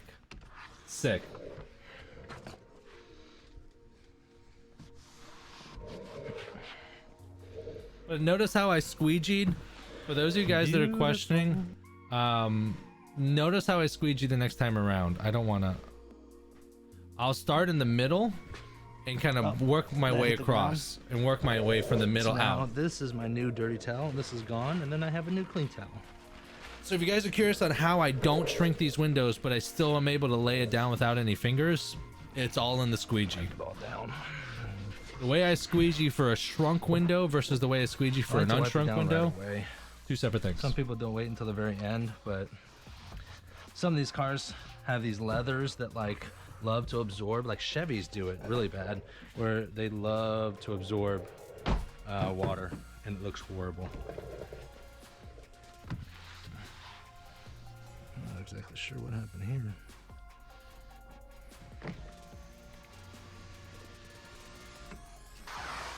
Oh, wow, you're like Batman. Jesus, he just showed up. Sorry, I get really startled very easily. Sorry. Our table's gone. Gone within a couple hours. Less than a couple hours. I think I saw 2 or 3 people stop and look at it. And the third one, she took it. She's like, she loaded it up. Yeah, step a little harder next time. No. She scared me. Lord almighty.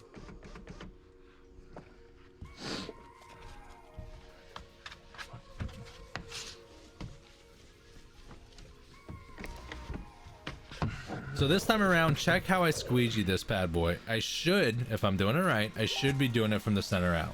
I don't know why I'm jumpy like that. Maybe because I get so like tunnel vision zoned in. Oh, Matt Hazelwood with a solid tattoo. Pause time out for a second, guys. Matt Hazelwood said he got tattooed. Let me see here. I want to show you guys this tattoo. Look how sick this is. So I have the red dot right here, right? So he showed me and I was like, I want to see it. And then he showed me here. That's sick. That's sick. Little detour, sorry. We'll go back this way. Back in there. Back to your home. Blackout Auto Tinting's watching from Hawaii. What's going on, y'all? What's going on, y'all? Thanks for watching.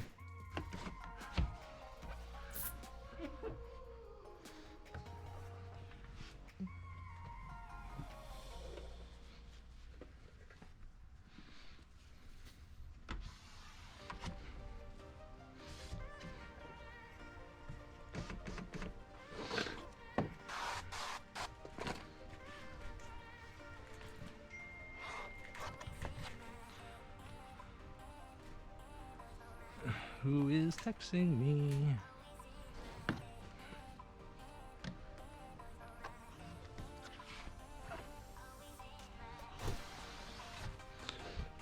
really don't even need to wipe that down. Oh, okay, let me do that because I didn't do the door.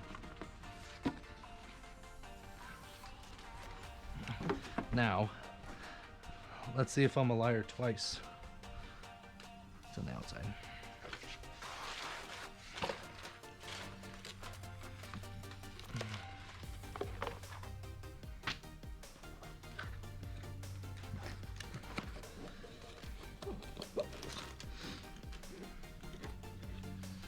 Yeah, I think this is the driver too.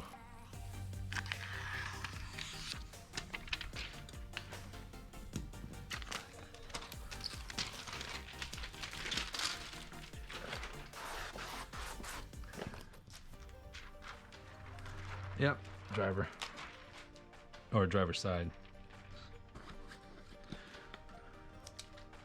Try to trim this up a little bit.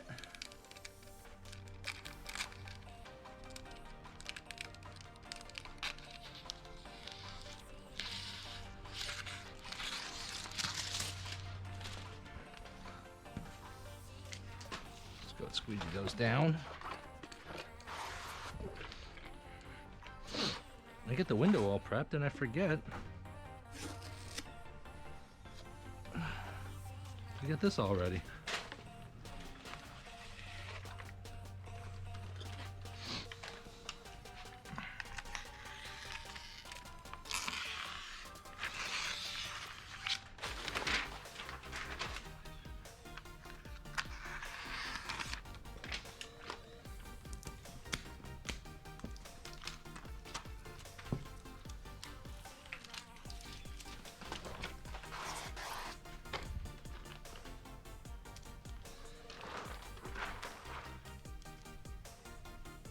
Driver's side.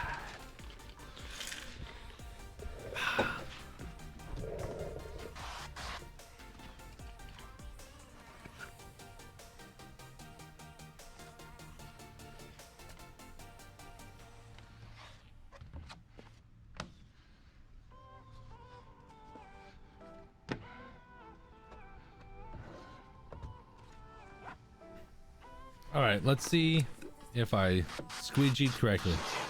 If so, I should be starting somewhere in the middle. Or I'm an asshole.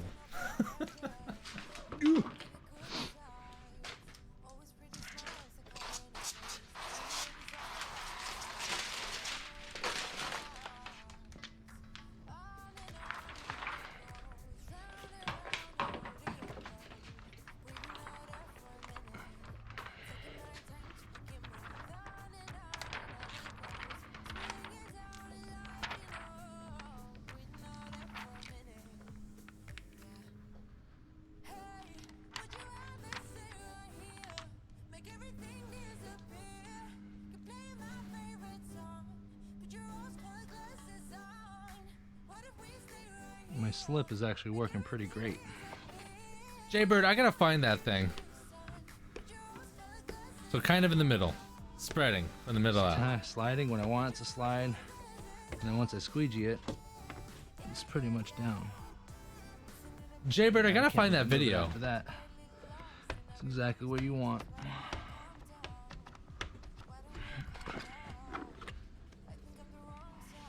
Notice I'm going up and down. Just even spread. Don't push everything down. That's how we do it.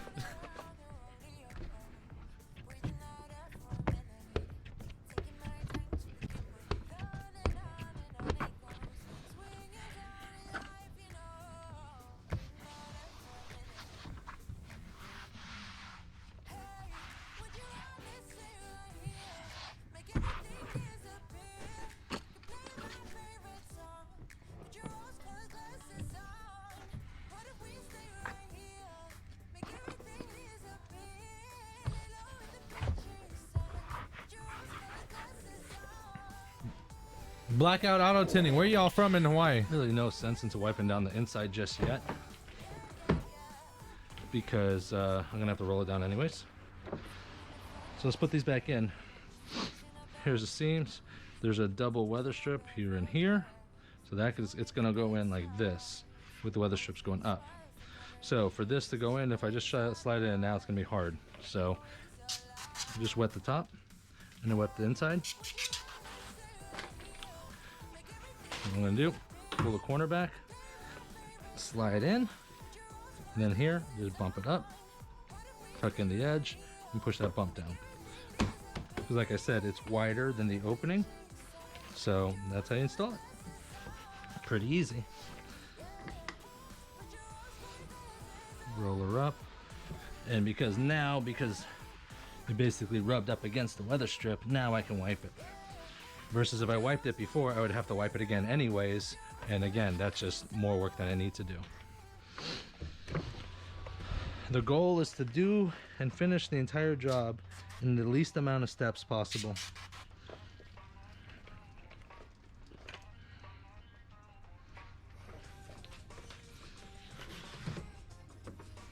Oh, Honolulu. That's what's up. You gotta know my boy, Tommy Silva over at TNT. I'm gonna wipe the film here, and I'm doing it with the clean side of the towel. I'm gonna wipe the inside. I'm not gonna clean the outside just yet. I'm gonna do that at the very end, but at the very end when I'm wiping down the entire car, I won't have to clean the inside because I've already done that. I've been washing microfibers with just straight hot water and then let them air dry, be done. nice and new. Ooh. I'm too impatient to air dry. Like, I don't know where I put them. I gotta move the van, and I'm gonna take this car and flip it so its nose out. So that's what I'm gonna do right now.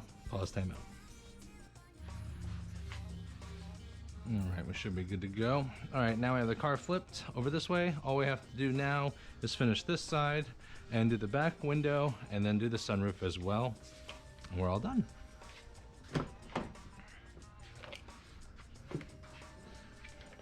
I actually started to clean and scrape this back window, or this quarter window, and didn't realize I didn't have my GoPro on, which would have been silly.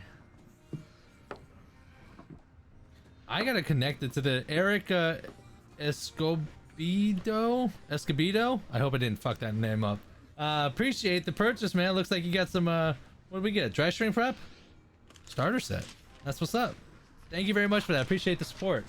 What I need to do is I need to connect my site to the live stream so that like when people buy stuff from the site, bink, it pops up as well.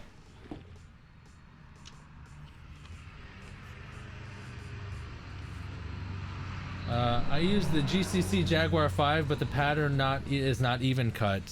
Yeah, sometimes that's the thing about plotters, that they need recalibration from time to time. Only downfall, I guess you could say, to plotters. Beautiful.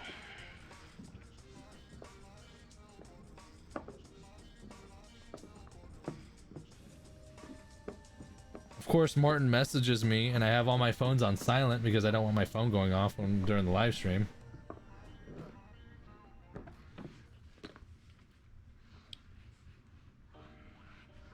Diao Patrick, stay home, stay home.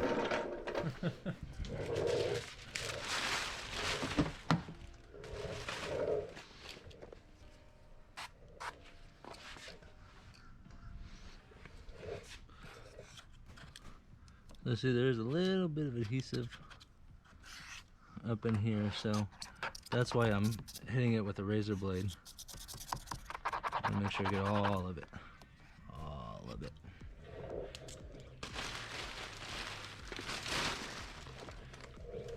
Oh, it's a YouTube play button. On my end, it just shows stay home, and it's a YouTube play button.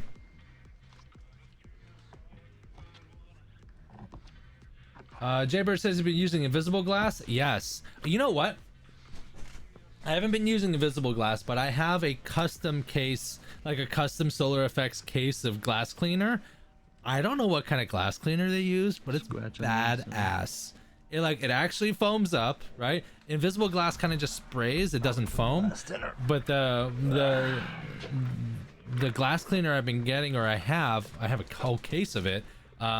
Is, I don't know what it is, but it smells really good and it looks really good. That's my go-to now. Truly is.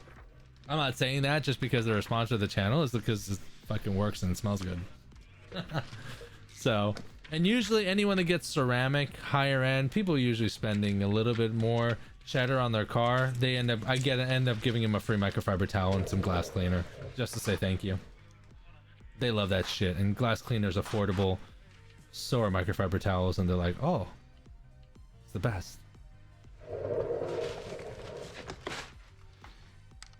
That's why I have a mini fridge stocked with sodas, and if it's water, it's Fiji water, because these older ladies, not older ladies, but that for a minute. Established ladies, they like Fiji water. They like the good stuff. It's funny because I'll offer people water, especially the wives or the girlfriends, whoever they are. And I'm like, would you like some water? They're like, no, I'm good. And then I pull out a bottle of Fiji. I'm like, you sure? Sure. And they're like, oh, well, yeah, okay. In that case, yeah. I'm like, okay. That's what I thought. That's okay. I keep them all happy.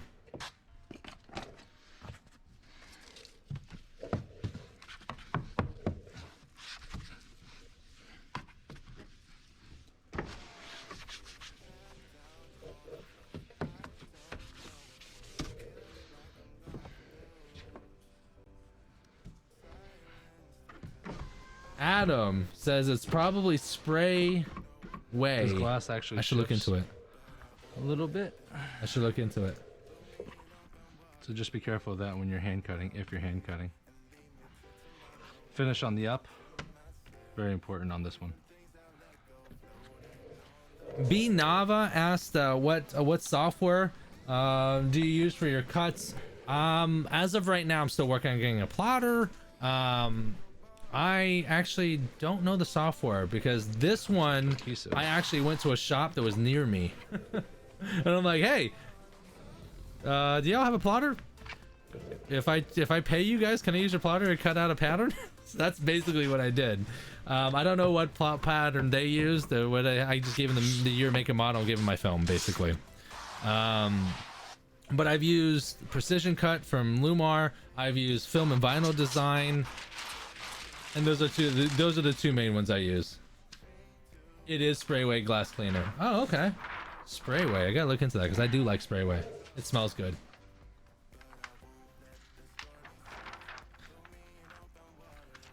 Yeah, it's surprisingly, if you're not a dick to people, it's surprising what you can get away with. If you call a tint, I called another tint shop in the area. I was like, hey, I'm a tinter here. I have a car, but I don't want to hand cut it. Can I use your plotter? Can you cut out a pattern for me and I'll pay you? Yeah, okay. Plus, it's good to network, right? If they have a bunch of cars, if they need help with something, blah, blah, blah, blah, blah. That's the way I am, you know? I'd love to get like a Tampa Bay, like a Tampa tinting network. That way, like, Like, cause I get guys like Barry from Tampa Mobile Tint. He'll refer me. There's another pretty good couple on this one. outfits that will refer me I if don't they're know exactly busy, and what vice versa. software they used. I actually went to a local tint shop and basically told them my situation. Told them I'm a mobile window tinter. And Why is it that I say this shit I have a car literally that I right prefer when I'm about to hand say it in the cut, so they can video? get, build relationships, build networks. So I went ahead and talked to a local shop, and I don't know they why. used their plotter to cut this out. I mean, they used their plotter. I gave them my film, but I don't know exactly what cut software they'd use. I'd like to know because it's a pretty close cut. How funny is that? Like that question goes through, and I answer basically the same. I answer the question before even the question I was even came halfway in. hesitant about doing that, but then I'm like, what's the worst that can happen? They say no. I explained the situation. It probably didn't hurt that one of the tinters recognized me. So That probably helped out a little bit. I wasn't gonna mention that, but then I did. Don't mind me, I have the worst memory in the world. So like shit that I say during these live streams, I clearly don't remember, because then I usually, that's probably the third or fourth time I've repeated something I've said in the stream.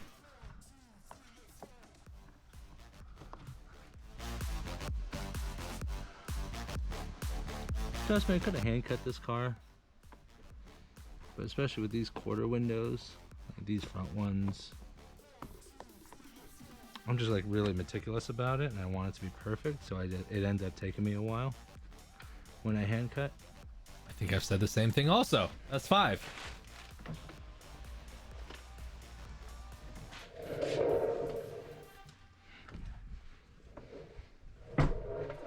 Opa. Move this over there actually. Trying to get some of the big stuff off.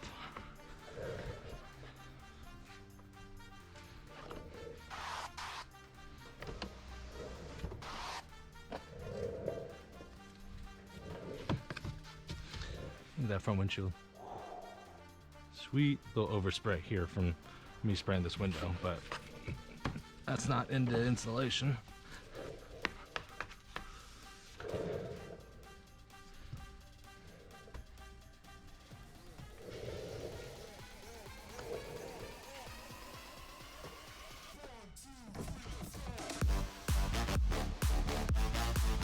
Yeah, DJ. That's a pretty solid song. I like that song.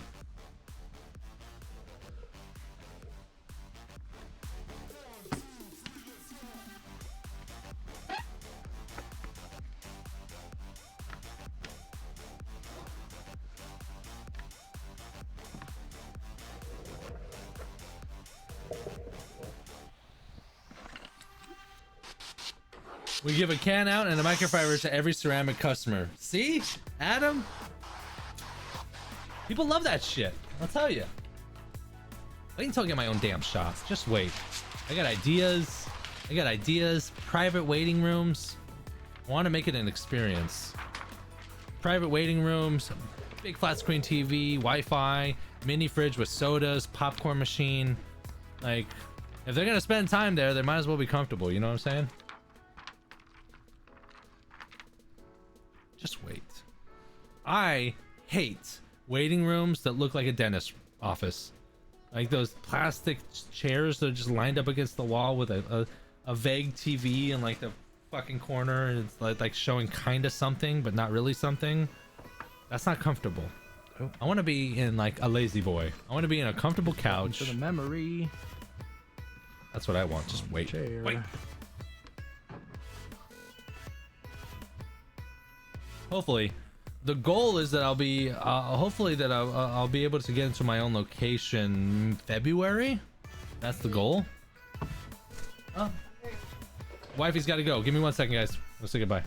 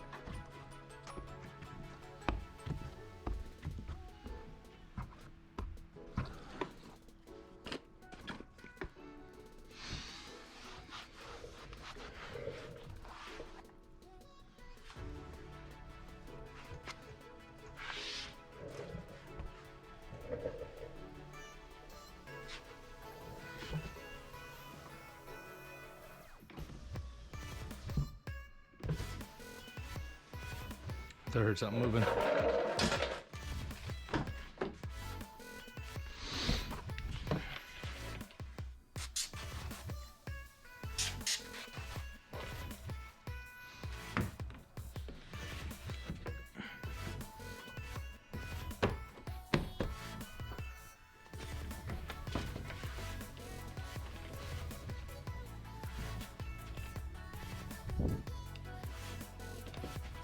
Ow.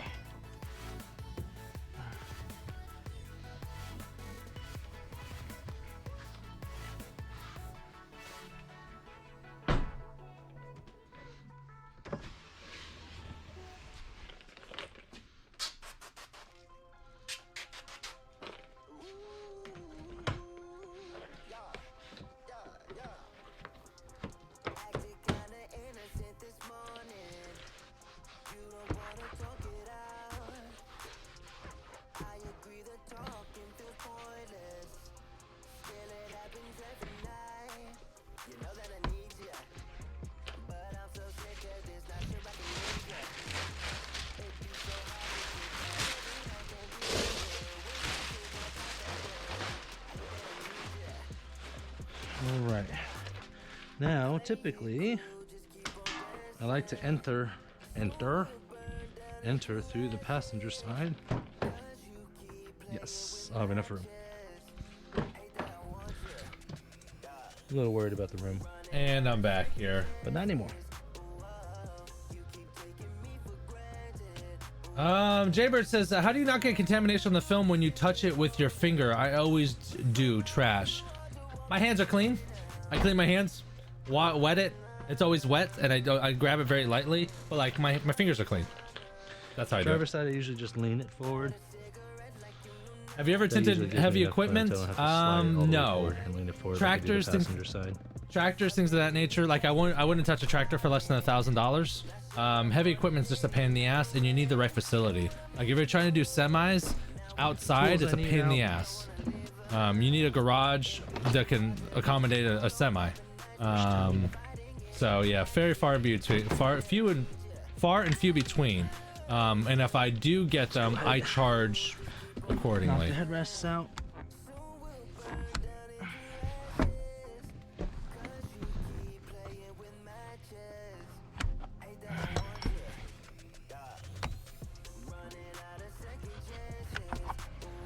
Adam says, shit is phenomenal. Thumbs up like you were talking about.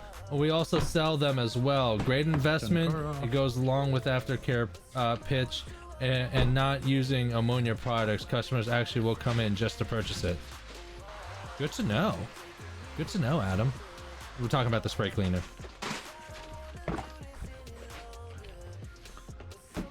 Yes, tractors suck. I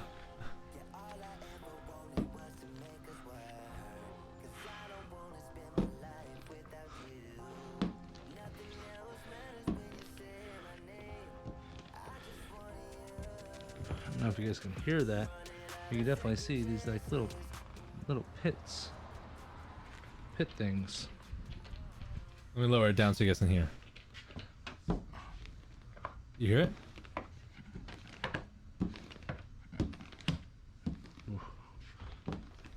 This is really bad. All over.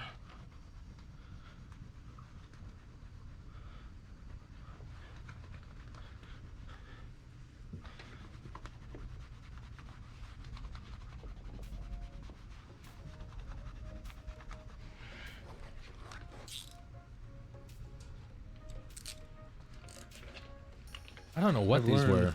Tree sap or some crap. If you have a trash can or a trash bag close by, just pop a blade in there. And then that way you don't fill up your puck. I call it a puck because it looks like a damn hockey puck. But then you don't use up your hockey puck as quick. I'm gonna go ahead and scrape these off. Yeah, these things, whatever they were Could like, get into my, not in, but when I am ugh, it wasn't good. shrinking, it could tear the film. You hear that?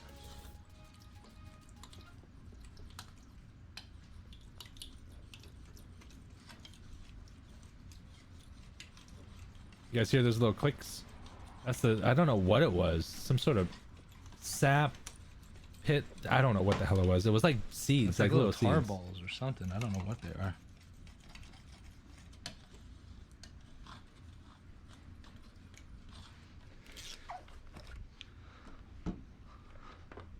But now listen.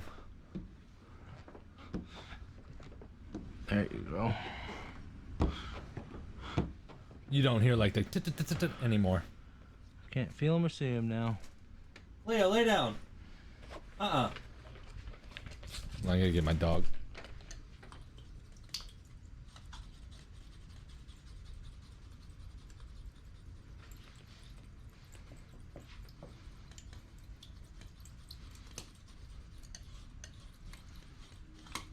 You all hear that?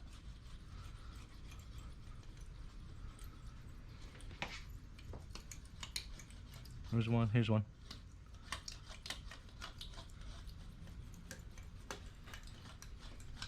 Dog's trying to get out of the door.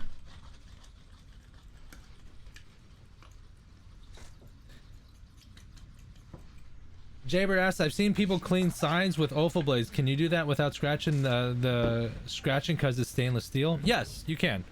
It just has to be sideways. But yeah, you can. Gone. A pecan tree. Oh, could be a pecan tree. Nice, All right, Mark. so those are Appreciate it. all gone. Now, I'm gonna go ahead and get rid of this entire blade because I took out the entire blade to scrape. Now that entire blade is compromised, not as sharp as it could be. So let's replace it. Now normally I would just start hitting the dry shrink prep on there and start wet shrinking, or dry shrinking, excuse me. Ow, motherfucker. Break my goddamn kneecap. Ouchie. So what I want to do is I want to do a quick review on the inside of the film. I have some adhesive right here. This car was tinted before. So there is like little bits of adhesive here and there, and I want to just like go over that, make sure I get those before. Like I said, it's 99% there, just a little bit here and there. And I want to clean those before so it doesn't look like it's a poor installation on my part. The deck isn't touching. I'm touching a little bit back here.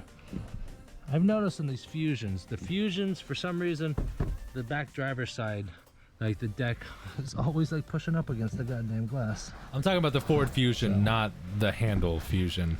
Probably a good habit. Take a paper microfiber towel or something and just kind of do like this, get any loose hairs or anything, dog hairs, just anything out of the way, especially out of the bottom, so hopefully it doesn't end up in your installation. All right. Opa. This towel's dirty. No, I did not strip old tint. This car was tinted previously, so Let's go ahead. thank God they did a decent Dry job. shrink prep. So notice I only did a couple spritzes. Very simple, but I'm working it in. You see that haze that's starting to happen? Look at this haze right here. Trying to pause it here. But you see that haze that's starting to happen? It's not dripping wet. It's just it's just moist, and you're getting moist, and you're just getting it just like that. Watch the spritz right here. Watch how much water I get on this this applicator. Not a lot at all. Done. Quick and easy. Hold on, let's see if we can back up 10 seconds. I want to show you the difference between I want to show you the difference. Look here. Boom. Look how clean and clear this glass this side is, and look at this DSP side. So that's the haze I'm talking about. If you guys are questioning, you don't want to wet down the whole glass because it's gonna take fucking forever for that shit to dry. Okay, look, I moisten it, and that's ready to go right there. That's ready to go. I can put film on there right now. It's 99.5% dry. Johnny, welcome. Yes, lunchtime live stream. That's right, baby. So it's moist, and I'm gonna work it in. I'm gonna go ahead and work it in. I'm gonna get the same haze that I did on the other side. For those of you guys that do use dry shrink prep, notice that I only sprayed like 1 or 2 spritz. I didn't soak it. I didn't saturate it. Just stop fucking enough talking. to get it wet and spread the product out. I have tried it before where I soak the applicator, and it doesn't leave this thick of a haze, and I feel like it doesn't work as effectively as it could be. So, plus, when you soak the hell out of it, you use up more product. So, less is more, definitely, when using DSP. I know some guys that have been using an It allows applicator in you a 2-ounce pouch To for stretch the life of the product out just a little bit longer. months, 6 months. And I feel like it leaves a better haze for shrinking. Did you guys notice what I did there? I wiped the edges. I'm wiping the edges dry because I sprayed it to squeegee it first, and I don't want those edges wet because my film is going to stick to it. I want everything dry. I think. Yes. There's the sunroof. Couldn't remember what I did with the damn thing. Bryce Gabbard. Hey, Bryce. That's my brother-in-law. That's a nice interior for the car. Thanks, When Bryce. you are I appreciate pre-cutting it. them and go into these mobile jobs, if you're gonna pre-cut, make sure. Look how loose this is. That's almost 3. Oh, that's about 3 fingers wide in there. You don't want to make these rolls super tight because what'll end up happening is the liner will start releasing. The liner will start releasing from the film, and then just not good, and then it looks horrible, and sometimes it's a pain in the butt to work with. So Michael Maltista. How you doing, brother? I'm using Solar Make sure Effects the window right side. films. Liner to liner always, if you rub liner to liner together, it always slips. Film to film always stick.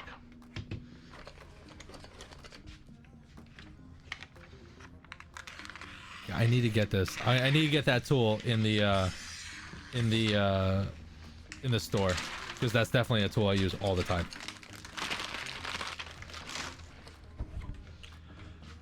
With these back windows, I like to keep a tab here. So there's like this is the third brake light. This is Go ahead and specific cut to this that. car. And leave this tab here. This tab is going to help me pull when I shrink. I always get bound up in the top corners, so when I cut it all the way and I don't leave myself a tab to pull, it becomes a little cumbersome.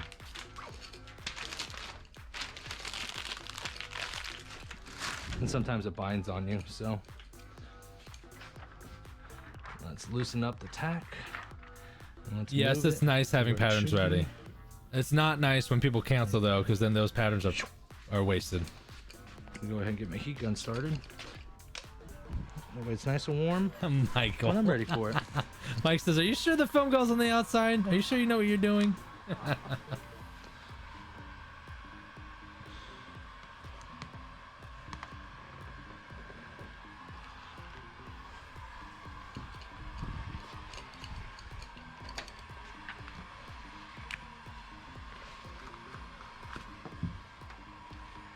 Michael, when are you and the wifey coming down? Now you're moving.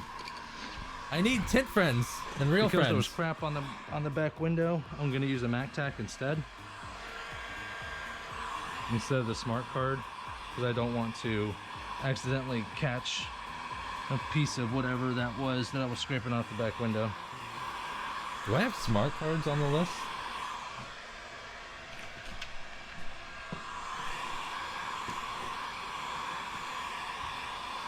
Make sure you're just taking your time shrinking. Up at the top, it's not too bad, but you definitely want to take your time shrinking. Once you get to the bottom, maybe even do a small double snap. Because you don't want to force the film down and it's not actually shrunk. Because then you can get finger problems during installation. And trying to get fingers out of the bottom of a back window is a huge pain in the butt.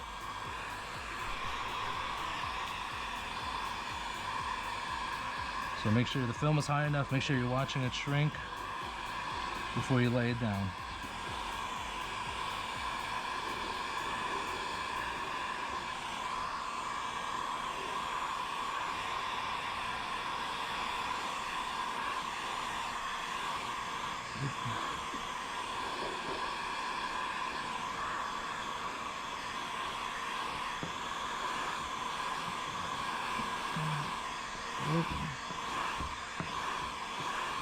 Woo! It almost heat creased right there. Don't let it do that.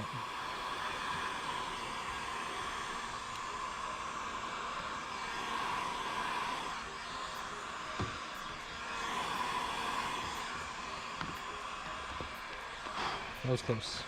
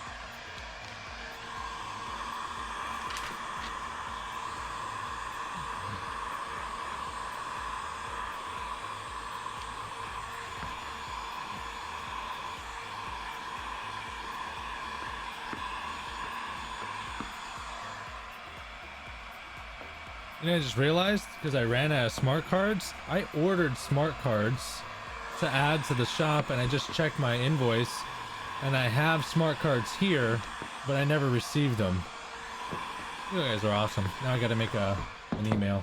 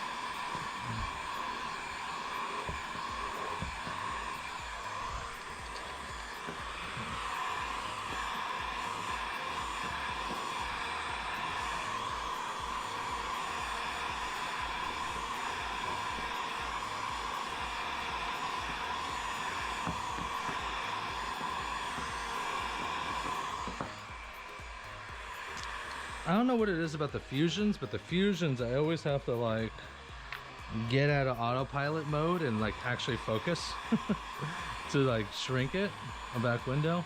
Let me know if you guys, what you guys think. You guys have the same issues with this car?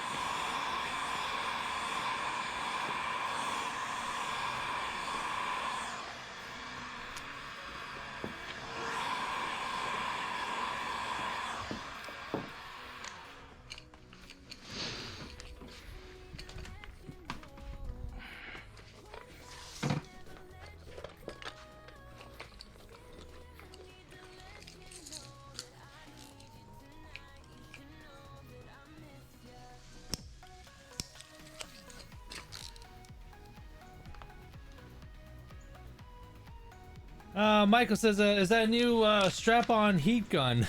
That's it used to be the Porter cable, and it's the same thing as the old Porter cable, but now it goes through Craftsman. One of my favorite ones, for sure. Cramped. Yes, Matt Taylor, it is cramped. Absolutely. The joys of mobile tinting.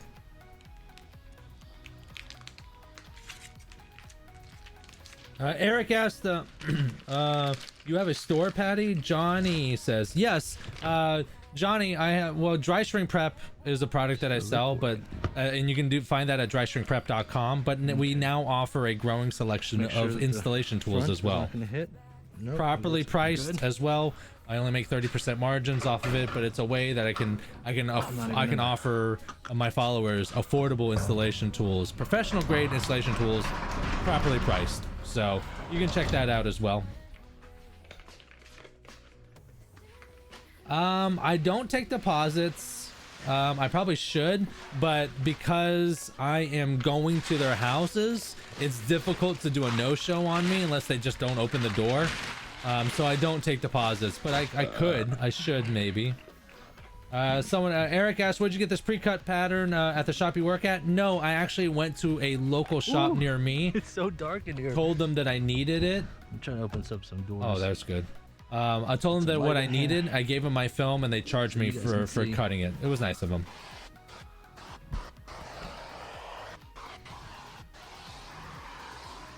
Is pull shrink lifting off glass? Slightly. You don't want to lift the film up too high off the glass because it'll heat crease or melt very easily.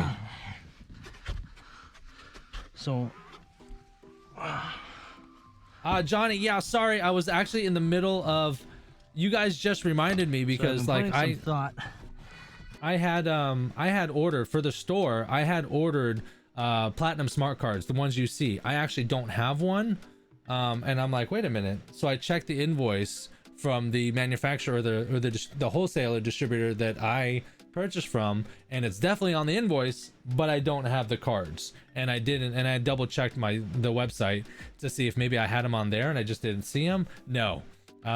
Which is, yeah, it's like $50 or $60 or $75 worth of smart cards, which I already paid for, so I should receive them. So that's why I wasn't answering. I do apologize. I was making sure that I got this. I'm one of those guys that like needs to do it now or else I'll forget. But yeah. I did cut it at a shop. I went to a local shop and I said I need a car to cut. Would you guys mind cutting it? Because I know they have a plotter, and they are like, sure. And then they charged me. I think they charged me like $20 or something. But whatever. I didn't have to hand cut. It's worth it for me. The whole mobile idea, and I think it's still a good idea.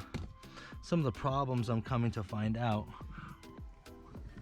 or the hardships, is, I mean, finding clients, obviously, that have garages, but there's no, like, when you have a shop, you have foot traffic, you know, that comes by. It's kind of hard when you're just going strictly off of advertising. I feel like, and I spoke to Matt about this, when Matt moved out of his garage and into his shop, and he actually set up the physical shop address, he said he almost instantly started getting calls. And I don't know if it's just the psychology of it, but I feel like people trust and will spend more at a brick and mortar than a mobile, you know, as a whole. Now obviously there are some exceptions. You know, Alligator Window Tint, Martin Fowler, he's doing a phenomenal job. He's doing premium mobile tinting, and I think he's doing a killer job. And hell, him and I talk all the time, and I've mimicked it. But and he also mentioned, you know, if you're starting a new business, just getting started, brand new, it's going to take time to build up clientele. But I feel like it's, granted, we started during the pandemic and whatnot. But I'm thinking of moving more towards a shop environment. If I was just a window tinter, I probably would not do that. But because I'm a window tinter and I have the YouTube channel, plus I manufacture dry shrink prep, having all that, having a facility that can house all that would be advantageous for me. So I think I'm looking into seeing what a space would cost. I don't need a massive amount of space.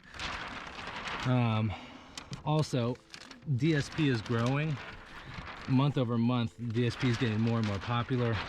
We're bringing on more distributors, and the workload is slowly becoming more than me and the wifey. I've been like working with the wifey, and the wifey's been working DSP as well. So some of you guys that have been ordering DSP, as you know, we handwrite thank yous on the order slip, your package order, your package slip, and you might have seen her signature instead of mine. But again, there's only so many hours in the day. So we're eventually going to need to hire help, and where we're doing it right now out of the garage, the garage gets up to like 120 degrees during the summer. You can't have employees working in conditions like that, so that might be a possibility. Plus, I'll be able to actually do live streams live versus what we're doing right now, which is pre-recording them and then me going live in my studio. I think I've mentioned this before. I tend to repeat myself all the time.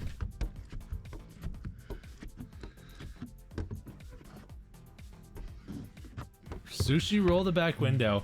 I don't like to reverse roll back windows unless it's like a coupe. I'm so accustomed to Frankensteining, and I've done it thousands and thousands and thousands of times. At 5 years, I did them. I did on average. At 5 years, I have easily Frankensteined 2 to 3 to 4 to 5,000 back windows. Easily, probably more. That's me being conservative. So I'm very, very efficient with Frankensteining. Reverse rolling, I don't do it much unless like it's a coupe. Get a little more light in here.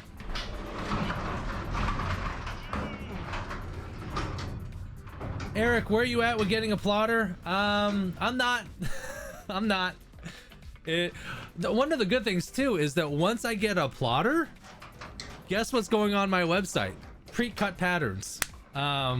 Yeah, that's what's gonna happen. But I don't have a plotter just yet. Again, a plotter is a new Graphtech is like $7,000. So it's just not in the works right now.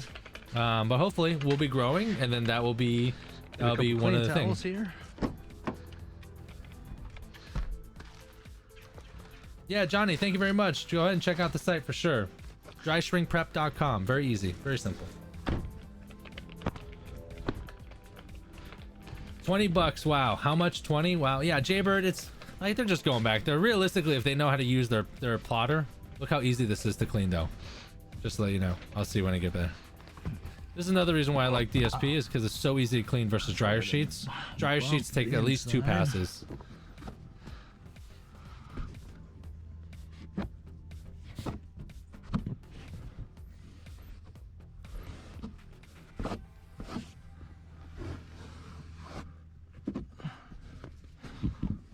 Procrastination is the enemy of success. No, I know. Adam, you're right.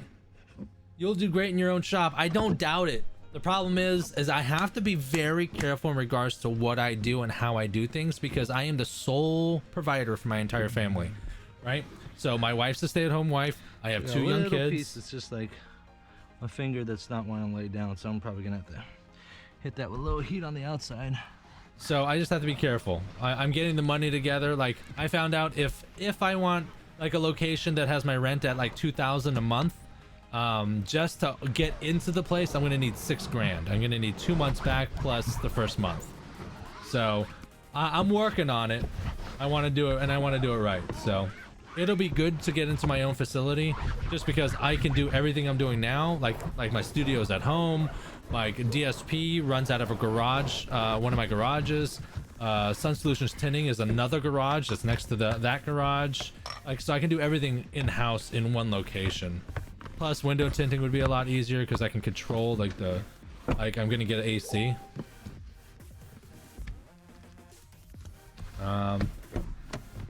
You know, 2,000 is, I think I found a 1,500 square foot facility. I don't know how much it was. Yeah, rent's not cheap. Rent's not cheap. Especially down here. And the location I found, the place that I like, I can be in a 1,500 square foot location and then be in a 3,000. They have varying levels of places. So if I outgrow the facility I'm at, it's very simple for me to stay within the same facility and then increase the size.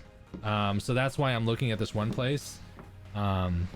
Michael's telling me that the 2,000 is too much. It's true. Very It's a lot of money. Very nice. A lot of money. The problem is if I spend like I'd love to do 1,000 a month. Issues like this that's going on right here. It's best to have them. You don't want them at the bottom. That's a pain in the ass to deal with. But at the top is okay. The top you can get to. It's easier to access.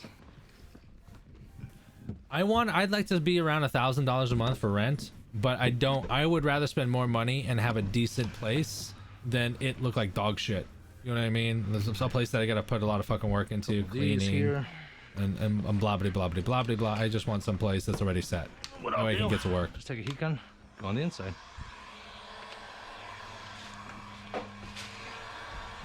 So what I'm gonna do is I'm gonna heat out this Now, little if you're finger on gonna the do side. this, make sure your heat gun's hot. And the pink one, the pink tri-edge is best because the blue card will melt. But I don't have any pink cards, so. And I just learned that whole pink blue card. So the key is you want to hit it with heat, and then you want to get out of there.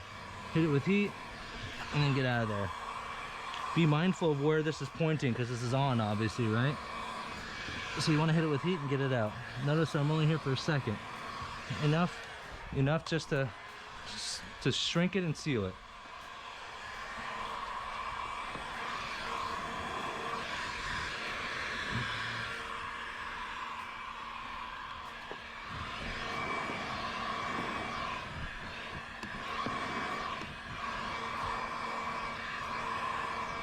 What a lot of people will do is they'll hit it with the heat, pretend this is on. They'll hit it with the heat and then they'll just turn it here and they got tunnel vision on the film and they don't realize that they're burning the shit out of the roof. So be very mindful of where you're pointing a hot heat gun.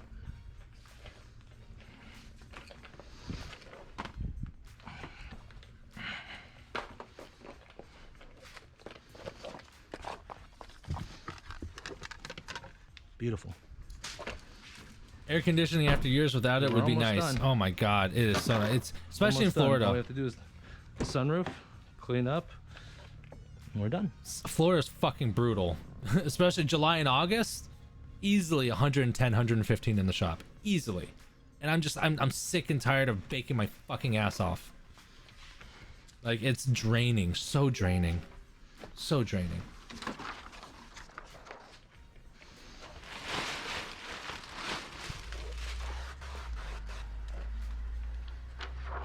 All right.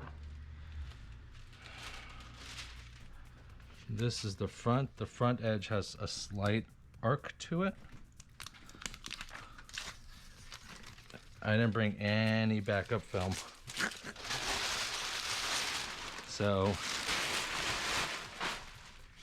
I need to do this right the first time.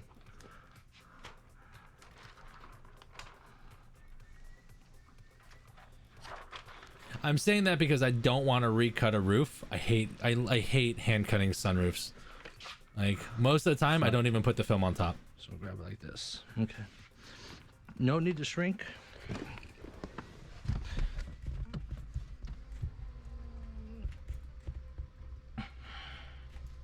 As long as you spread correctly,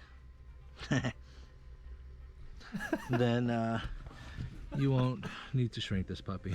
Don't mind me. I'm fucking 5-year-old. Try to lean back. Enough juice there. It's a pain in the ass about sunroofs because you get it in the face.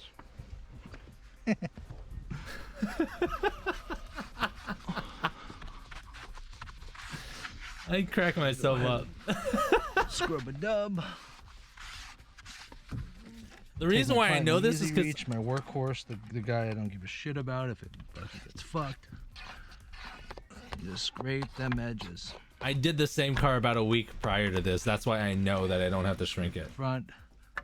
Half the reason why I do these Be videos is careful to remind on these myself. Sunroofs, because they're not designed for people to have their hands in here. So this is all exposed metal edges. It's gonna fuck up your cards, and it will cut your hand. I'll use a tri-edge on this, and then afterwards this tri-edge gets thrown away because the edges are all fucked and it's useless at that point.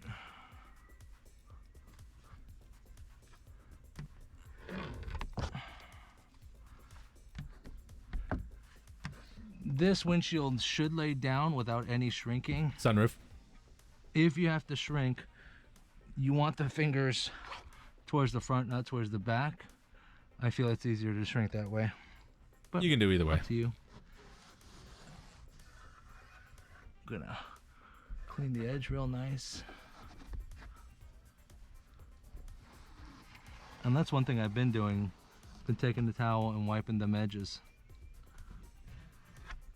Nice and clean. Leo, get down. Beautiful. Lay down. Light spritz. You don't need a lot. Lay If you down. get a lot, you're gonna get it.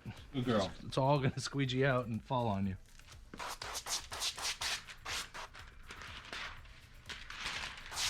Dog's trying to jump on the damn door. And it's gotta be loud because I got fucking headphones on. I see you. Get the back corner in.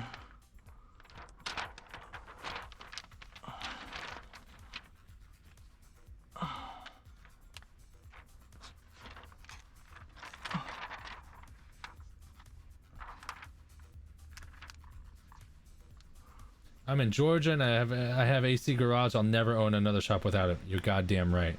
You work better. It's when it's 72 degrees all day long. Your slip is consistent. Shove it to the side. Everything's just so much better. It's easier to go on a Nice and delicate. marathon sprint Like a glove. than like just working yourself to death, because you really do work yourself to death when it's that fucking hot. For those guys that have never worked in a shop that doesn't have AC, you're lucky bastards. Look how I'm spreading. Spreading. From the center out.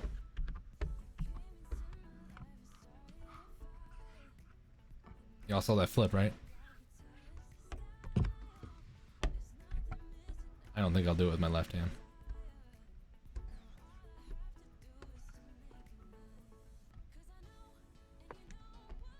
No shrinking on this window either, so just in case you were wondering.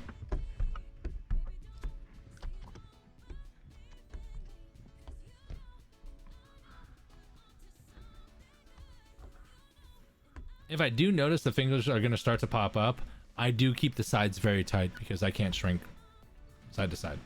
I can shrink up and down. I hope y'all can see that. I think it should be fine. I don't think I've ever done a sunroof on this channel before. Sunroof debut. Woo! I hate sunroofs. Charge accordingly. Do you prefer I Graphtec charge powder $40 than for a Roland? sunroof for this film. I right now with the new versions of the, like, if you ask me that with the GX version, I would say Roland. but the new GR version of the roll-ins I'm not a big fan of, because, and I don't know if you have an option to have the pinch rollers go off a lever, or it's just off the button, but the button takes like 5 seconds, like, which doesn't seem like a long time, but when it literally takes a split second to drop a lever and you're ready to go, it's a big fucking difference. So with the new versions, I would go Graphtec over Roland, hands down. Panorama, double it. Double it. Okay, I'm gonna bump it with the towel. The bump is important here. The bump is going to get all the excess moisture and give a final lay down on some of those fingers. That pop up. You just need to push them down with the towel. Look at me in my polo, Sun Solutions polo. God damn, I look good. Goddamn professional here. This method doesn't work all the time, but I say a good majority of the time it does. 76. Hey, 76 'Cause is I still better hate than to 110. A sunroof. I'd rather take the dimensions and either use a plotter to cut it, obviously. Johnny, we or, do ship to Canada. or We use my ship film handler. worldwide. Johnny asked if we ship to Canada from the dry shrink prep website. We do ship to Canada. We ship worldwide. We've shipped to the UK. We've shipped to the Netherlands. Everywhere. We really have shipped everywhere. But I am in the process of trying to find a Canadian distributor, because I have a number of Canadian clients, but it takes 7 to 21 business days for a package to travel there, just from the United States. Plus, it's the shipping charges could get hefty depending on where you live in Canada. So I'm trying to find a Canadian distributor so I can save you guys on shipping. So that's not as of yet, but I'm working on it. I do have a lead for a UK distributor though. Oh yes, Scorpion window tinting. Yes, we do ship to the UK as well. A number of clients there. I am speaking to a distributor out there that is most likely going to pick up the product, so you'll be able to purchase from a local UK distributor and save money on shipping. So, and then I cut it damn near to spec. Holy shit, I almost fucked that up. Oh. Don't do that. Oh, I hear it. I hear it in there. Johnny, if you know any large window film distributors in Canada, please let me know who they are, some contact information. I'll message them directly and I'll see what I can do, because I am trying to find a Canadian distributor. Not because I want to sell this. I mean, realistically, it's because I'm trying to save my international clients, money on shipping. It sucks to spend that much on shipping. So I want international distributors because of that. Oh, beautiful, easy breezy, beautiful cover girl. Don't mind me. All right, guys, we're coming to the end of this install, so I'll be here for a little bit afterwards. If you guys had some questions, concerns, shout-outs, criticisms. If not, we're gonna go ahead and shut her down after that. Veering on the tail end of 3 hours here, which is nice. We did it, guys. That's it. That's it. Let's go ahead and go a little more.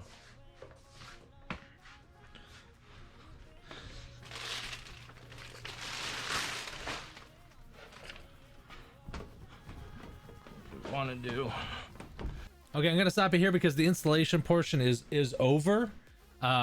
Realistically, all I do after this part is clean the glass, clean my shit up, and then start packing it in. I kept recording, I don't know why, but I did. And you guys don't need to see that. I clean up and I get the fuck out of there basically, and I pay. I obviously I charge the client and then I pack up and leave. So that's really. Martin looks better and his clothes. Sorry. Jaybird. Johnny, yes, you can email me. Email me at dryshrink@gmail.com. That's it. dryshrink@gmail.com. You can email me that way, and then that way you can give me some leads. I try to organize everything because I have stuff from window tinting business. I have stuff from dry shrink prep. I have stuff. I got all kinds of fucking emails. Sun Solutions, so I gotta try to keep everything organized. So Johnny, yeah, you can email me at drystringprep@gmail.com. That'd be a good way to get a hold of me.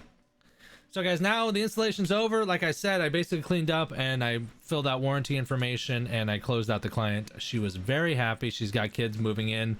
She just moved here, so she's a client for life. She loves what we did.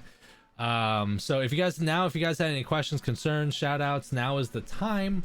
I'll go ahead and be answering a few questions and then we'll go ahead and close it out.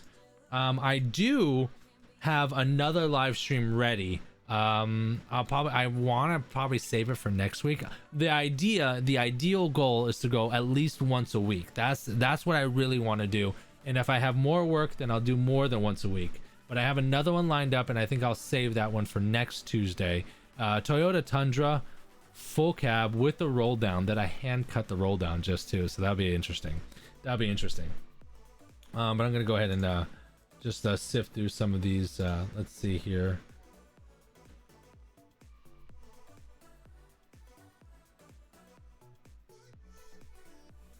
Yeah. All right, guys, let me know. I do have. I'm gonna be up here for 2 minutes. I'm gonna hit the timer here. 2 minutes. 2 minutes countdown just started here. I'm curious if you guys are gonna hear this sound when it's done, or is it just for in my ear or whatnot? So 2 minutes left. If you guys had any questions, concerns, shout outs, now is the time. If not, we're just gonna chill, listen to some music. My boy, Call of Duty time. I gotta go. My old lady left to go pick up the kids at 2. That's why I got off for a second so that I can go kiss her goodbye and whatnot. But I gotta go get a haircut. When you get a 1 or a 0 fade up, like this is like a lot of hair. So I'm gonna go get a haircut. Gonna go see my barber. And then what else I gotta do today? I'm gonna go get my haircut. And then I come back here. And then I chill for a little bit. And then I leave at 5 o'clock because I train for Taekwondo at 5. And then I'm getting cocktails with a friend of mine who also has a son the same age as my son. We all train at the same Taekwondo studio, so we're gonna be going meeting up for cocktails and some eats afterwards. I'm actually hanging out with some real people. Like, I'm actually making friends. It's really fucking weird too, because like I haven't had friends in 5 or 6 years, like real friends, you know. Like real local friends that people are like, hey, do you want to get a drink? And I'm like, what's in it? What? So that'll be interesting. And then afterwards, maybe I'll do some Call of Duty. That's why I haven't even been streaming any gaming stuff. Not only have I been super busy, but I'm like, I can't stream gaming shit if I'm not even streaming like tinting stuff. Like, tinting stuff is the most important thing. So thank you guys, for those of you guys that have been watching and been here. I thank you very much. I really do appreciate it. Make sure you hit the bell notification so you guys are notified. Oh, did you guys hear that? Let me know if you guys hear that. Let's see. Johnny says, do you ever use 30 degrees on windows for hand cutting when you do? I don't use 30 degrees for the actual cutting. Like, I know Matt from Tint Stuff, he's used 30 degree blades. Now I don't know if they're 30 degree carbon blades, but I know he's used 30 degree blades for like cutting the top edges. I believe that 30 degrees is just a little too aggressive for hand cutting because it makes the blade so fine it wobbles, and you can also snap the end off. So no, I don't use 30 degree blades. I have 30 degree blades, but no. Michael, yes, I will definitely do that. I'm trying to see if there's anything else. Okay, that's that. 2-minute warning, guys. So I'm gonna go ahead and close it out at this time. Again, I really appreciate everyone for joining in and dealing with me. Essentially, I'll be back next week. We're gonna be doing the Toyota Tundra full size. I did R&R in the 2 fronts, sides and back, with the back window that I hand cut, and it was a roll down back window. You know those full roll down back windows. So I did that. That's what we did. Watch the drinking healthy body, but a bad liver. I don't do a lot of drinking. But I do I do enjoy, like, when I go out and drinking, I don't mean like I'm gonna go out and do full like binge drinking and whatnot. I have My go-to is Woodford Reserve Double Oak Bourbon, and I'll have 2 cocktails, 2 old fashions, maybe 3 if I'm feeling frisky, but that's pretty much it. So not too crazy. Any tips on snapping the tips on a 30-degree blade? Johnny says. Yeah, do it carefully and don't get it in your fucking eye. I would say snap it away from you. That's what I would do. But the snap for your 30-degree blade should be on your red dot should be fine. A tanning bed. Shut up, Martin. Bro, I am super tan. I mean, and I got no tan lines on my entire body. I used to have like a white ass tan line. No. Hold on. Alligator window tint super chatted $4.99. Get to the Jersey Shore tanning bed. I do have a amazing tanning bed, by the way. It is, it's called South Beach Tanning Company. It's amazing. They got like badass tanning beds. Where'd you get your dimensions when for the windows you are cutting? I use a measuring tape, measure it out, especially the sunroof. I go just 1/8 outside the ceramic coating, and I usually cut a square and put it in. And if I need to trim, I trim. Need to trim. But thank you for the $5 super chat, Alligator Window Tint. Appreciate that. Appreciate that. What was the other one? Any discount code today? Blackout auto tinting. Yes, if you use discount WTB online, it'll save you 15% on the purchase. So that's a little insider information if you guys aren't aware. WTB online over at dryshrinkprep.com will save you 15%. That's for you guys because I love y'all. G-string tan. No, I wish I could show my ass on live stream because that shit is no tan lines. Stop it, Jaybird.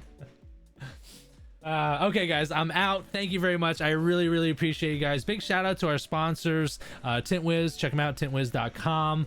Dry Shrink Prep. Check it out, dryshrinkprep.com. And of course, Solar Effects Window Films. You can check them out at solareffectswindowfilms.com.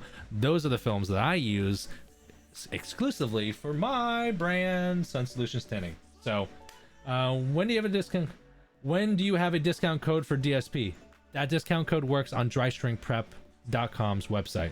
So anything you purchase on dryshrinkprep.com, if you put it in the discount code WTB online or Window Tinting Business online, that's where WTB come from, you'll get 15% off of your entire purchase. DSP, installation tools, soak shields, whatever I have, you'll have a 15% discount. So, all right, guys, that's my time. Thank you again. I appreciate it. I love y'all. Be kind to each other, and I'll see y'all next week. Appreciate it.